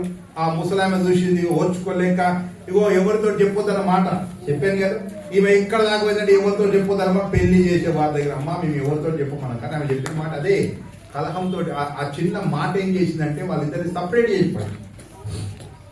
కాబట్టి ప్రియమైన వాళ్ళరా ఇక్కడ రాసింది కదా, హత్తుకోవాలి, యునైట్ కావాలి. నీ తల్లిని నీ తండ్రిని విడిచి నీ భార్యని హత్తుకో, మీరిద్దరు ఏక శరీరం. అది గుర్తుపెట్టుకో. ఏక శరీరం మనం మనిషి మాటని మర్చిపోతారు. ఏక శరీరం మీరిద్దరు. అందుకే నీ సొంత శరీరం వల్ల నీ భార్యని ప్రేమించని చెప్తుంటున్నాను. అర్థమైందా? హత్తుకొని జీవించు, హత్తుకొని నడుచుకో. ఎక్కడైనా కానీ నీ ఒక్కడే పోయేసి రావడం కాదు, నీ భార్యని ఎక్కడ పోయినా వెంట తీసుకెళ్ళి. అర్థమైందా? ఏ మీటింగ్ పోయినా నీ భార్యని వెంట తీసుకుపో. అర్థమైందా? ఏదో కాని పరిస్థితి ఎప్పుడు ఒక్కటి రెండు అయితే కానీ ఎప్పుడు కూడా మీరిద్దరు ఏక శరీరం, ఎప్పుడు కలిసే ఉండాలి. మీ మాట కలిసే ఉండాలి, మీ నడక కలిసే ఉండాలి, అన్ని కలిసి ఉండాలి. గుర్తుపెట్టుకోండి, నేను చెప్తుంది కాదు, దేవుని వాక్యం. నువ్వు అర్థం చేసుకుంటే నీ కుటుంబాన్ని కట్టుకుంటే ఆశీర్వదించబడతా నీ కుటుంబం. థర్డ్ పర్సన్ మీ గృహంలోకి రావద్దు. మీరిద్దరు ఏక శరీరం, హత్తుకొని నడుచుకోండి. తర్వాత ఏమంటున్నాడు చూడండి, 2:22 చదవండి పైన. తర్వాత దేవుడైన యెహోవా తన్ను ఆదాము నుండి తీసిన ప్రక్కటెముకను, అది అంటున్నాడు ఇక్కడ. ఏమంటా ఎక్కడ తీసిండు? ప్రక్కటెముక. మీ భార్య ఎవరండి? మీ ప్రక్కటెముక. అంటే ఎప్పుడు ఏంటి? ప్రక్కకే ఉండాలి. కొంతమంది ఏం చేస్తారు, పెళ్లి కాగానే బంగారం అని బంగారం చేసి ఎక్కడ పెడతారు? నెత్తి మీద పెడతారు. పెడతారా? అయ్యో ముట్టదు, అయ్యో దిగదు, అయ్యో అయ్యో అయ్యో అని కదా బంగారం నెత్తి మీద పెడతారు. ఇది దిగుతుందా? దిగుతుందా? బంగారం నెత్తి మీద పెడతారు, దిగదు. కొంతమంది ఏం చేస్తారు, పెళ్లి కాగానే కాలకాడ పెట్టేస్తారు. ఏయ్ పాత్రలు బట్టలు ఉతుకో, అది ఇది అని. ఈ కాలకాడ పైకి వస్తుందా? దేవుడు ఏమన్నా, అమ్మా తల మీద పెట్టుకోకు, కాలకాడ పెట్టకు నీ భార్యని. నీ భార్యను ఎప్పుడు పెట్టుకోవాలా? పక్కలో దీపడించినది కాబట్టి పక్కనే పెట్టుకోవాలి భార్యని. ఓకే, కాబట్టి అది అన్నమాట. తర్వాత 18 వచ్చిన చదవండి. 18 ముగించేసిన. మరియు దేవుడైన యెహోవా నరుడు ఒంటరిగా ఉండుట మంచిది కాదు, వానికి సాటి అయిన ఏ సహాయము భార్య సాటి ఏ నీకేం తెలుసు నోర్మై? ఎట్లా నిష్ఠూరపరుస్తుంటారు కదా. కొన్నిసార్లు భార్య వండర్ఫుల్ ఐడియాస్ ఇస్తుంది. నువ్వు చెప్పిన చూడే అట్లా చేశాను కాబట్టి ఇట్లా. అర్థమైంది? ఎప్పుడు తృణీకరించండి. సాటి అయిన సహకారము. ఇంగ్లీష్ ఏమని రాసిందంటే సూటబుల్ హెల్పర్. ఎవరు అన్నా ఇగో ఇట్లా చేయాలంట అక్కడ అడుగుడు కాదు, నీ భార్యతో సంబంధించిన సూటబుల్ హెల్పర్. అర్థమైందా? నీ ప్రతి అందుకే 31వ అధ్యాయము అక్కడ సామెతలు రాసి ఉంటుంది. భార్య తన భర్తకి ఎన్ని లాభాలు చేకూరుస్తుందో వండర్ఫుల్ గా రాసింది. హెల్పర్ గా ఉంటది. సూటబుల్ హెల్పర్, సాటి అయిన సహకారి. ఎవరు? భార్య. భార్యని ప్రేమిస్తే నా భార్య నాకు సాటి అయిన సహకారం. ఇంకా చెప్పాలంటే కుటుంబాన్ని కట్టేది కూడా భార్య చేత పెట్టేసారు. మనకు తెలుసు కాదు, గుణవంతురాలని స్త్రీ తన ఇంటిని 3 రాళ్ళు. అర్థమైందా? 3 రాళ్ళుగా మన భార్యని తయారు చేసుకోవద్దు. మనం ఆమెకు కోపం పుట్టించొద్దు, ఆమెను నిష్ఠూరపరచొద్దు, ఆమెను అవమానపరచొద్దు, ఆమెను సన్మానించుకోవాలా. నీ ప్రేమ ఆమెను అట్లా తయారు చేయాలి. నీ ప్రేమ ఎంతగా చూపిస్తావంటే ఆటోమేటిక్ గా నా భర్తకి లోబడి ఉండాలి. నేను అబ్రహాం ఎంతగా ప్రేమించాడంటే, శారాను ఎంతగా ప్రేమించాడంటే నా యజమానుడు నా యజమానుడు అంటారు. ఎంత వండర్ఫుల్ గా అనిపిస్తుంది అట్లా. నా యజమానుడు అయ్యా, మీ దాసుడు నా యజమానుడు, మీ దాసుడు అయ్యా నా యజమానుడు. ఎంత వండర్ఫుల్ గా అనిపిస్తుంటే అనిపిస్తుంది కదా. ఏమంటే నిద్ర వస్తుందా? నేను బాగలేదా? మెసేజ్ బాగుందా? వాక్యం చెప్తున్నా ఆ విషయాలే. మరి మీ భర్తలు రాకుంటే మళ్ళా ఇంటికి పోయి వాళ్ళకి చెప్పుకోండి. ఇంకో సంగతి తెలుసా?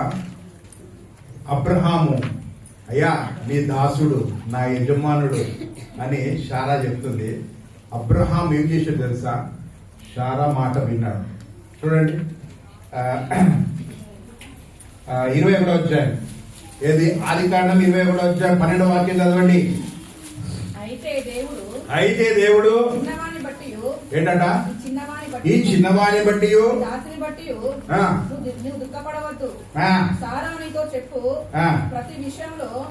దేవుడైన యెహోవా అబ్రహాంతో మాట్లాడుతున్నాడు. ఇక్కడ జరిగిన సందర్భం ఏంటంటే, హాగర్కి ఒక కుమారుడు పుట్టాడు కదా. అప్పుడు శారా అంటది, అయ్యా నాకు పుట్టిన కుమారుడు వాగ్దాన పుత్రుడు ఇస్సాకు, కాబట్టి నువ్వేం చేయంటే ఈ యొక్క హాగర్ని వాడి కుమారుని వెలగొట్టాయి అని చెప్తారు. ఇన్ఫాక్ట్ ఫస్ట్ లో నాకు పిల్లలు లేరు కాబట్టి హాగర్ తోటి పోయి నాకు కుమారుని కానని చెప్పి ఎవరు చెప్పారు? హాగరే అబ్రహాంతో చెప్పి. ఈ రోజు నా పిల్లోడు పుట్టినప్పుడు సారీ, సారా అబ్రహాంతో చెప్పింది. ఓకే, పిల్లోడు పుట్టినాక ఇప్పుడు షారాకి కుమారుడు పుట్టినాక షారా ఈ విధంగా చెప్తుంది. అయితే అది సందర్భం అంట. అక్కడ దేవుడైన యెహోవా అబ్రహాంతో మాట్లాడుతున్నాడు. చదవమ్మా. అయితే దేవుడు చిన్నవాని బట్టి అగో ఈ అబ్రహామా ఈ చిన్నవాని బట్టి నీ దాసిని బట్టి బాధపడకు. అబ్రహాం చాలా బాధపడుతుంది. అయ్యో షారా, నువ్వు ఇట్లా చేస్తేవేమే, ఈమె నిలుపమంటున్నావు, వాడిని నిలుపమంటున్నావు, వాళ్ళకి దిక్కేదే, వాళ్ళు ఎక్కడికి పోతారని బాధపడుతుంటున్నాడు.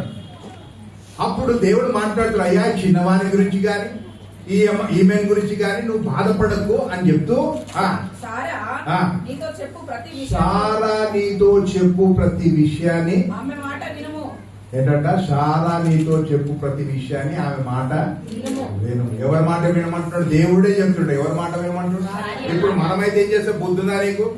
ముందట వాటితోటే కదా నువ్వు కనమని చెప్పినావు. కనమన్నాక ఆ పిల్లని తీసుకొని ఎడబోతాడు, తెలివి ఉందా? కొంచెం ఆ పక్కన ఇంట్లో ఉంటారు కదా, అట్లా మాట్లాడతాం. కానీ దేవునికి తెలుసు ఒకవేళ ఈమె కలిసి ఉంటే ఎట్లయితారు. చాలా మందికి నేను చెప్తా, మా దగ్గరకు వస్తారు. వచ్చినాక అంటే నేను నా ఈ యొక్క సేవ పరిచయలో వచ్చినాక, అన్న నాకు పెళ్ళి అయిపోయింది, నాకు 2 పిల్లలు, కానీ ఇంకొక ఆమెతో నాకు అఫేర్ ఉన్నది, ఆమెకు కొడుకు పుట్టిండు, ఇప్పుడు నేను దేవుళ్ళకి రావాలనుకుంటున్నాను, మరి నాకు అట్లా 2 అఫేర్ ఉన్నాయి కదా, నేను ఏం చేయాలంటే నేను ఒక్కటే చెప్పిన, మొదట చేసుకున్నావు చూడు భార్య, పిల్లలు పుట్టారు చూడు, ఆమెనే నీ భార్య, వాళ్ళే నీ పిల్లలు, ఆమె ఇచ్చేయి, ఎట్లో కంటే సదిరి పంపించేసి, నీళ్ళు ఇచ్చి పంపించు. అబ్రహాం ఏం చేశాడు? నీళ్ళ బాటిల్ ఇచ్చి కొంచెం తిండి పెట్టి పంపించేశాడు. అర్థమైందా? ఆ నీళ్ళు ఎన్ని రోజులకు వచ్చాయి? కొన్ని రోజులకు వచ్చినాక అక్కడ ఏడుస్తే దేవుడు కనికరించి నీళ్లు పోస్తే వాళ్ళు బ్రతికారు. అప్పుడు ఆమెతో వాగ్దానం చేస్తే అది వేరే ఇష్యూ. ఓకే, కానీ ఇక్కడ మాట ఏంటి? అబ్రహాము షారానే అబ్రహాంతో చెప్పి ఆ విధంగా చేపించినాక షారా అబ్రహాం యొక్క హృదయాన్ని దుఃఖపెట్టినప్పుడు దేవుడైన యెహోవా నీ భార్య చెప్పిన మాట నోరు మూసుకొని అర్థమైందా? ఏ విషయంలో? అది అలాంటి విషయంలో. కొంతమందికి అలాంటి విషయాలు ఉంటున్నాయి. కాబట్టి ఏం చేయాలంటే దేవుళ్ళలో నువ్వు స్థిరంగా ఉండాలంటే, ఇప్పుడు దాకా అయిపోయింది, ఆశీర్వాదం కావాలంటే విడిచిపెట్టేసి నీ భార్య పిల్లలతోటి చక్కగా ఉండు అని అర్థం. కాబట్టి ప్రేమేమంటారు, ఇవి సంగతులు. కాబట్టి భార్యని ప్రేమించమని పురుషునితోటి ఎంతో క్లియర్గా చెప్పు. నిష్ఠూర పెట్టొద్దు, బలహీనమైన ఘటము సన్మానించమని, అవమానపరచొద్దని, జీవములో కృపావరంలో ఆమె నీకు పాలివాదు కాబట్టి ఇలాంటివన్నీ చెప్పాడు. తర్వాత ఏమంటాడు? హత్తుకొని జీవించు భార్యని. తర్వాత నీ ప్రక్కటి ఎముక అని చెప్తుంటున్నాడు, నీకు సాటి అయిన సహకారం చెప్తుంటున్నాడు, భార్య మాట వినమని దేవుని వాక్యం చెప్తుంది. ఇవన్నీ రాశాక ఇప్పుడు మనము వేరే విషయానికి వచ్చేస్తాం. ఓకేనా? ఇక్కడ పెళ్లి చేసుకునేటప్పుడు ఏముంటాయండి? పెళ్లిలో మామూలుగా జనరల్గా మెయిన్ ఏముంటుంది పెళ్లిలో? ప్రామిసెస్ కదా, వాగ్దానాలు ఉంటాయి. భార్య భర్తతో చేసిన వాగ్దానం, భర్త భార్యతో చేసిన వాగ్దానం, అవునా కాదా? ఈ వాగ్దానాలు మీరు చేసుకున్నారా? చేసుకున్నారా? చేయబెట్టారు. Very good. వేరే చేసుకోలేదా? అంటే కొంతమంది హైందవ కుటుంబాల నుంచి వచ్చారు కాబట్టి చేసుకోలేదు కదా. Very good. చాలా మట్టుకు చేసుకున్నాం, కొంతమంది చేసుకున్నారు. ఓకేనా? చాలా వండర్ఫుల్, మీనింగ్ఫుల్ గా ఉండేవి ఈ వాగ్దానం. నేను చదివి వినిపిస్తాను. ఇలా చాలా చక్కగా మీరు రాసుకోవాలి, ప్రతిరోజు చదువుకోవాలి. భార్య భర్త ఏమండి ప్రామిస్ చేసేవా, దాన్ని మర్చిపోయి ఎందుకని నేను చేసుకున్నాను, పాడైపోయిన వాడి నీ ఇట్లా అట్లా ఇట్లా అబ్బో నోరెట్టు వాడాలి తిరుగుతుంది కాబట్టి వాళ్ళు ఏం చేస్తారు, ఈమె నోరు తిరుగుతారే చేయలేదు. అట్లా ఉండొద్దు. అర్థమైందా? కంట్రోల్. ఓకే, ఇక్కడ ఏమని చేసుకుంటామంటే నేను ఇది మొదలుకొని నేనంటే అర్థమైపోయింది కదా, నేను నీతోటి చెప్తున్నాను. ఇది మొదలుకొని ఇక్కడ రాష్ట్ర ఫస్ట్ పడే చావు మనలని ఎడబాపు వరకు. హలో, ఎప్పుడు దాకా భర్తతోటి, ఎప్పుడు దాకా భార్యతోటి డిస్కౌంట్ చేసి కూర నాయన నువ్వు నాతో వద్దంటావా? నా దేవుని సన్నిధిలో ప్రమాణం చేసుకో. కాబట్టి చావు మనల్ని ఎడబాపు వరకు దేవుని పరిశుద్ధ నిర్ణయము చొప్పున, చావు మనల్ని ఎడబాపు వరకు దేవుని పరిశుద్ధ నిర్ణయం చొప్పున చొప్పున మేలుకైనను, మన జీవితాల్లో మేలుకైనను, కీడొస్తే కీడుకైనను. యోబు జీవితంలో కీడు రాగానే నువ్వు దేవుని దూషించి సావు అన్నట్టు కాదు. యోబు ఏమన్నాడు? బుద్ధి లేని దాని లెక్క మాట్లాడకు, దేవుడు మేలు చేశాడు, కీడు చేస్తే నువ్వు ఓర్చుకోవా. అది అది చక్కని విశ్వాస యొక్క లక్షణం. అర్థమైందా? కీడు చేయగా దేవుని మర్చిపోతారు. మాకు దేవుడు ఏం చేసిండు, మాకు దేవుడు అది చేసిండు ఇక లేనిపోయినా సార్ కదా. ప్రమాణం చేసుకున్నప్పుడు ఏంటంటే మేలుకైనను, కీడుకైనను, కలిమికైనను అంటే కలిమి అంటే కష్టాలకైనను, కలిమికైనను, లేమికైనను అంటే ఏమి లేని పరిస్థితులు అయినా కదా. అందుకే హగ్గయి ఏమంటాడు? ఏమి లేకున్నా ప్రభువు యెహోవా నాకు బలం. ఎందుకంటే ఇది ఎవరి నిర్ణయం చెప్పినా పరిశుద్ధ దేవుని పరిశుద్ధ నిర్ణయం చెప్పిన ఏ ప్రభువు యెహోవా నాకు బలం. కాబట్టి లేమికైనను, తర్వాత వ్యాధి అందులో నీకు రోగం వచ్చిందా, మీ అమ్మోరింటికి పోయి ఉండే 10 రోజులు హలో లేదా చెప్పేటోళ్ళు. నేను చెప్పేది కరెక్టా రాంగా? మీరు ఏమన్నా తెలియదు చూస్తుంటారు చెప్పండి. ఎందుకు నేను చూడలేను కదా, నువ్వు మీ అమ్మోరింట్లో పోయి ఉండు 10 రోజులు. భర్త చూసుకోవాలా, అమ్మోళ్ళు అయిపోయింది. ఇక మీరిద్దరు ఏక శరీరము, అన్ని ఏక. మీరు చూసుకోవాలా, భర్త భార్య చూసుకోవాలా, భార్య భర్త చూసుకోవాలా. తల్లిదండ్రులు వేరే వాళ్ళ ఇన్వాల్వ్మెంట్ తర్వాత అది. అర్థమైందా? భార్య భర్తలు అదే చెప్తుండే ఇక్కడ. ఏమని చెప్తుంటున్నాడు? వ్యాధి అందును ఆరోగ్యం అందు నిన్ను ప్రేమించి. ఎవరెవరు ప్రేమించి? భార్య. నా ముఖాలను చూసి ఎవరిని ప్రేమించి చేసుకున్నారు మీరు కదా? చెప్పలేదా? చెప్పిరా? కళ్ళ కళ్ళే చూసి చెప్పలేదా? ఏదో చెప్పినంటే అట్లా ఆయన చెప్పమని అనుకుంటున్నావా? భద్రం. అర్థమైందా? ఏమంటున్నాడు? నిన్ను ప్రేమించంటే భార్య భర్తని ప్రేమించాలా, భర్త భార్యని ప్రేమించాలా. అందుకే అంటాడు నిన్ను ప్రేమించి నిన్ను సంరక్షించుటకై నా భార్యనిగా చేసుకుంటున్నా, నేను సంరక్షించుటకై నా భర్తనిగా చేసుకుంటున్నాను. తర్వాత అంటే లాస్ట్కి ఒక సెంటెన్స్, ఈ చొప్పున జరిగిద్దునని ప్రమాణము చేయించున్నాను. అప్పుడు పాత్ర అంటాడు ప్రమాణము. దేవుని ఎదుట, మనుషులు ఎదుట ప్రమాణం చేస్తుంటారు. వీళ్ళు ఒకరికొకరికి ప్రమాణం చేస్తుంటారు. అర్థమైనా?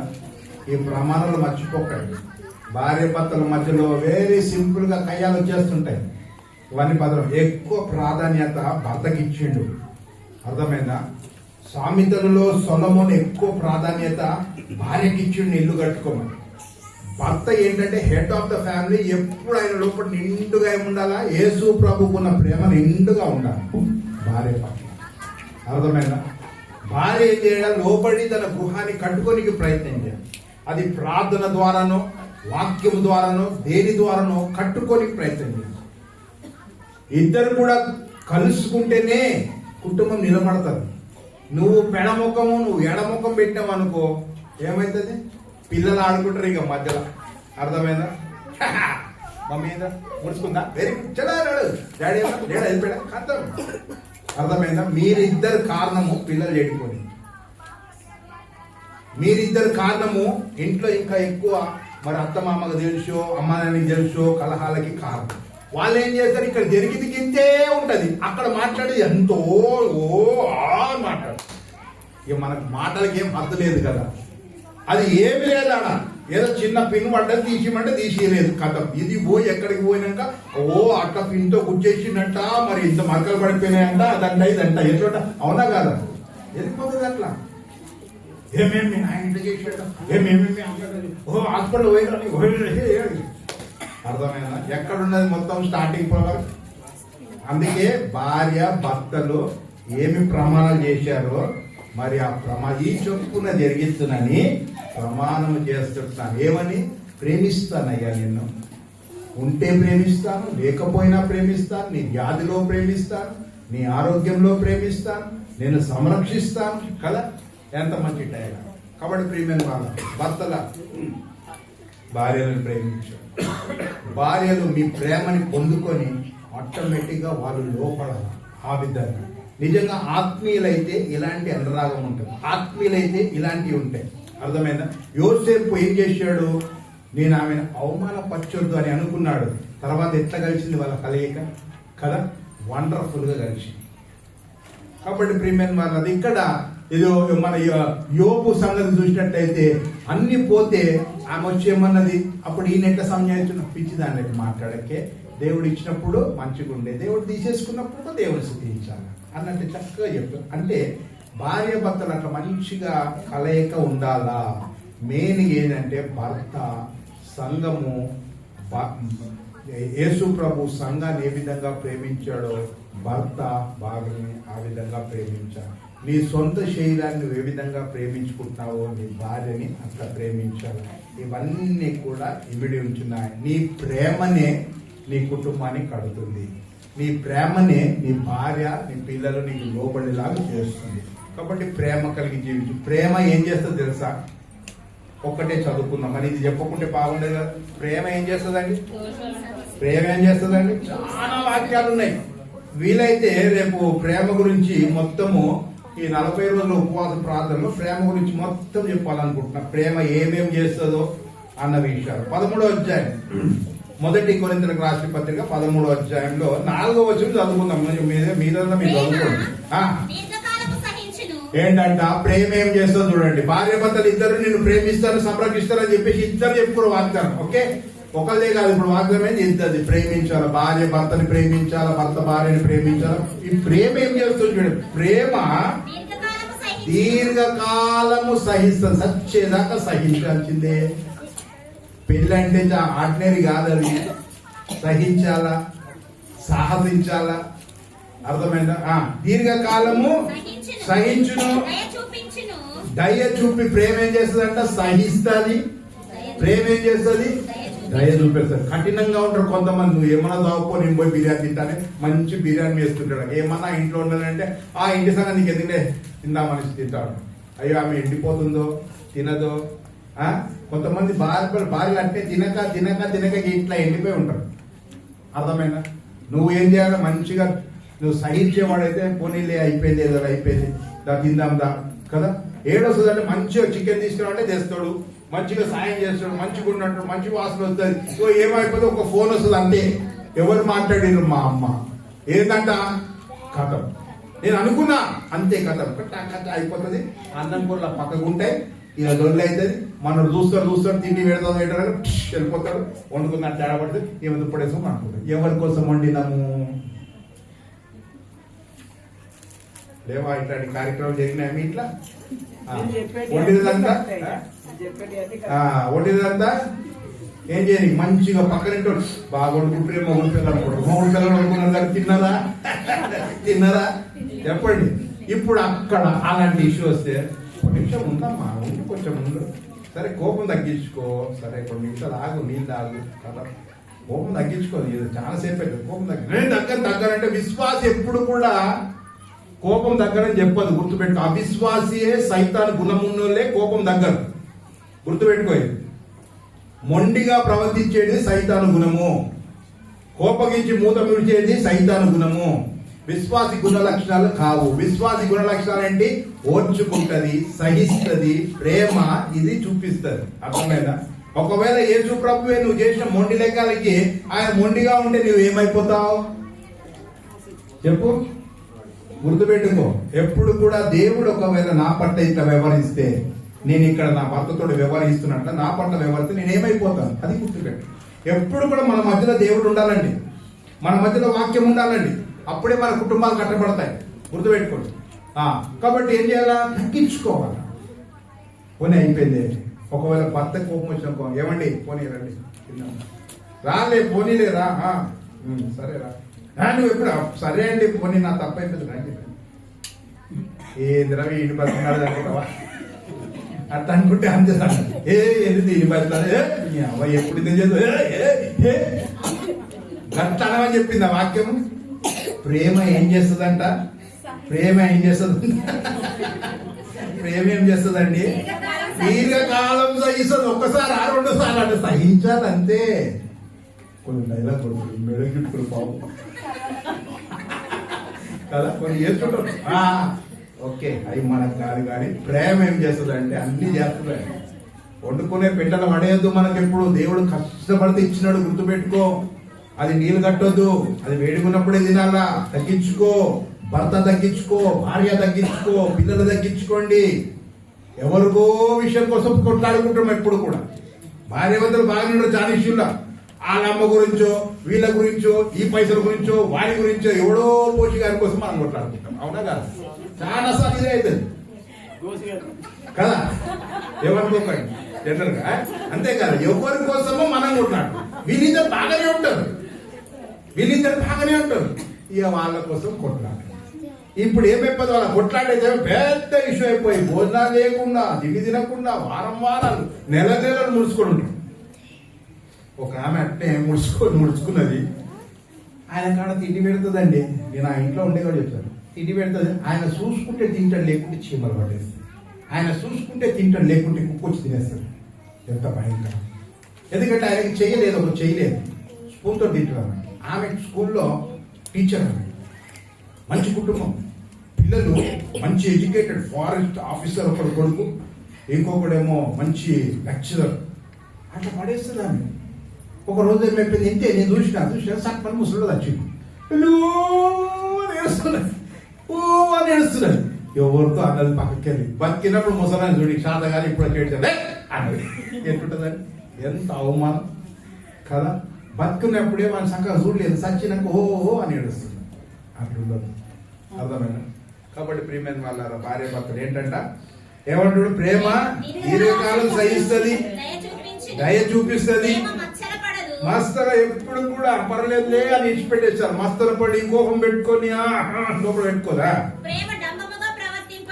మా వాళ్ళ సంగతి ఏం తెలుసు, నువ్వేంది, మీ ఇల్లేంది అంటుంటారు కదా. కొంతసారి నేను వింటుంటారు కొంతమంది డైలాగ్, మా ఇల్లేడనే, మీ ఇల్లేడనే, మా వాళ్ళు ఏంటే, మీ వాళ్ళు ఏంటే. ఎవరోళ్ళు ఏంటి, ఇష్టపడి చేసుకున్నావు కదా, వాళ్ళు మీ వాళ్ళే, మీరు వాళ్ళ వాళ్ళే కదా. దంభముగా మాట్లాడుతుందంట, మాట్లాడదు ప్రేమ, దంభముగా మాట్లాడదు. అది కూడా ఎవరి దగ్గర, నీ భార్య దగ్గర అట్లా మాట్లాడద్దు. నువ్వు భార్య దగ్గరనే మాట్లాడతారు, వేరే చోట మాట్లాడతారు. ఎందుకంటే వాళ్ళు జవాబు ఇస్తారు కదా. పాపం ఏదో కొంచెం లేని దాంట్లోకి వెళ్ళి పైకి వచ్చేదేమో, చూడండి మంచిగా ఉన్నది చేసుకునేమో, పోలే అరే చేసుకున్నాను మంచి పని చేసినాం అనుకోడు. మీరేనండి కొంతమంది అత్తగారింటికి ఎవరు, కొంతమంది వాళ్ళతో మనకి నేను పోరా. అట్లా ఉండదు. ఇక్కడ అమ్మాయినా నీకు అమ్మే, అక్కడ అమ్మాయినా నీకు అమ్మే. అక్కడ పోయినాక నీ ప్రేమ చూపెడతావా, నీ ఆప్యాయత చూపెడతావా, వాళ్ళు ఏం చేయాలా, నిన్ను సన్మానించారే. నా అల్లుడు, దేవుని ప్రేమ ఆయనలో ఉంటున్నది, దేవుని వాక్యం ఆయనలో ఉంటున్నది. అట్లుండాలి, అర్థమైందా? ఒప్పొంగదు ఏదట మాట ఏందమ్మా, మళ్ళా అమర్యాదగా నడవదు ప్రేమ. స్వప్రయోజనం విచారించుకోదు. ఏం తెచ్చినావు నువ్వు, ఏం తెస్తావు ఇంకా స్వప్రయోజనం విచారించుకోదు. ఏంటంట, కోప్పడదు, త్వరగా కోప్పడదు. అపకారం, అమ్మో మీ అమ్మ ఏం పెట్టింది, అది పెట్టిందా, ఇంకా ఉంచుకుంటారు. 30 సంవత్సరాలు అయిపోయినా కానీ కదా. ఏమండి, ఏమి మనసులో ఉంచుకోండి. ఇవన్నీ కూడా చూసినట్టయితే మస్తునే ఇన్నాను. ప్రేమ ఏం చేస్తారు, అర్థమైందా? ప్రేమించమని చెప్పిన చెప్పడం కాదు, ప్రేమించాల భర్త భార్యనని చెప్పడం. ప్రేమలో ఎన్ని ఇమిడి ఉంచున్నాయి. ప్రేమ అంటే అసలు ఏంటి, ప్రేమ అంటే ఏంటి, డాంబంగా మాట్లాడదు. ప్రేమ అంటే ఏంటి, మనసులో ఏం పెట్టుకోదు. ప్రేమ అంటే ఏంటి, ఇవన్నీ కూడా రాసు. ప్రేమ అంటే సరైన ప్రేమించదు. నో, ప్రేమలో ఏమున్నాయి, ఆ గుణగణాలు నీలో ఉండాలి, అప్పుడే అది ప్రేమ. ఆ గుణగణాలు లేకుండా నాలో ప్రేమ ఉందంటే కుదరనే కదా.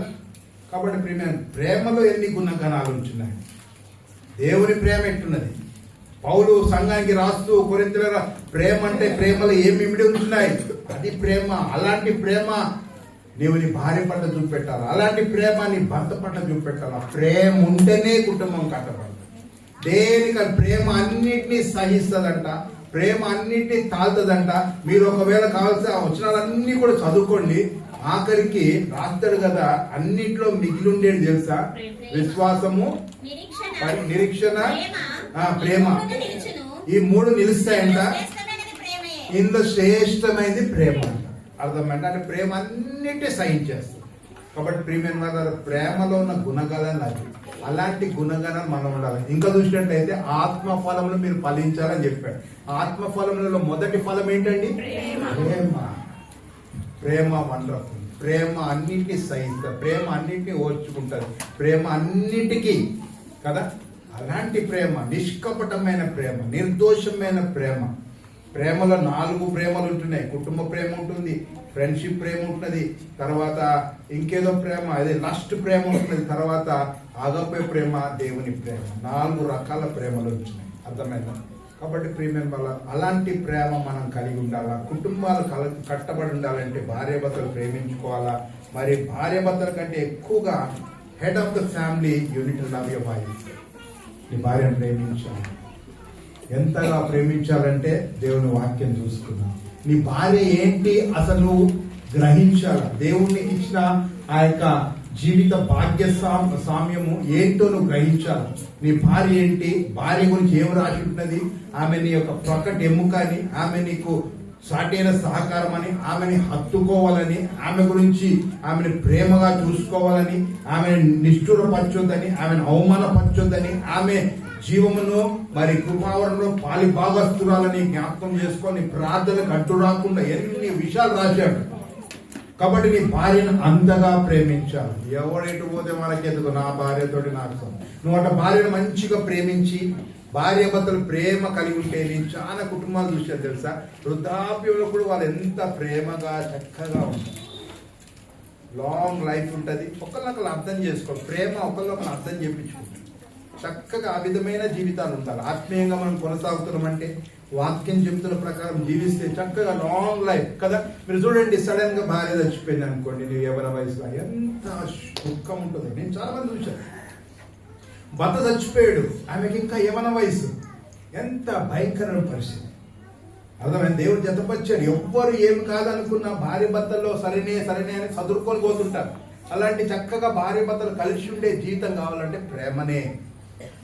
అర్థమైందా? ఏదో వాగ్దానాలు చేసేసాము, గాలి కొట్టుకుపోయినా కాదు. నో, అన్నిటిని తీసుకో, దాన్ని ధ్యానించు, నెమరువే, ఇట్లా నేను జీవించాలా, అట్లా జీవించు. భార్యతో మాట్లాడుకో, అమ్మా మనం ఇంత జీవిద్దాం, వాక్యం ఇంట చెప్తుంది. మంచిగా మంచి ఆ ప్రేమ అనురాగాలు ఉండాలి. ఎప్పుడు కూడా అట్లా లేదు, ప్రేమతో మాట్లాడుకోవాలి. భార్య భర్తలు ఎంత మాట్లాడుకుంటే అంత మంచిది. వాక్యం గురించి మాట్లాడుకోండి, మీ యొక్క ఫ్యామిలీ ఇష్యూస్ కోసం మాట్లాడుకోండి. మనం ఇట్లా ఉందామే అట్లుందామే అని మంచిగా మాట్లాడుకోండి. అర్థమైందా? అది కావాలా. అది అందుకే దేవుడి బంధాన్ని మనకి ఇచ్చాడు. పవిత్రమైన బంధం అది, పరిశుద్ధమైన బంధం అది, దేవుడి చేత ఏర్పాటు చేయబడిన బంధం అది. గాలి కొట్టుకుపోయేది కాదు. క్రీస్తులో ఉంటే మనము ఈ విధంగా మనం ఉండాలి. నీతిమంతులుగా జీవిస్తున్న మనం మన కుటుంబ భార్యలు భర్తలు ఏ విధంగా ఉండాలో చక్కగా రాసి ఉంటుంది. కాబట్టి ప్రియమైన వాళ్ళ ఈ విధంగా మనం ఉండాలని దేవుడు కోరుతున్నాం. తలొంచండి, కళ్ళు మూసుకోండి, ప్రార్థన చేసుకుందాం. విన్న వాక్యాన్ని పట్టించి ప్రార్థన చేసుకుందాం. పరిశుద్ధుడా, ప్రేమల తండ్రి, మీ ఘనమైన నామానికి స్తుతులు స్తోత్రములు. ప్రభువా, మమ్మల్ని ప్రేమించి నీ యొక్క జీవం గల మాటల ద్వారా మాతో హెచ్చరించావు, మాట్లాడావు. నీకు వందనాలు. ఈ వాక్య భాగాన్ని మా హృదయం నాటండి, నీరు కట్టి ఫలింప చేయండి. మీ వాక్యాన్ని విడిచిపెట్టేవారు కాకుండా వాక్యానుసారంగా జీవించే కృపని మాకు దయచేయండి. మంచినీళ్ళలో పడిన విధంగా 30 60 100 వాక్యం ఫలించకు సహాయం చేయమని యేసే పెట్టి ప్రార్థన వేడుకుంటున్నాను తండ్రి.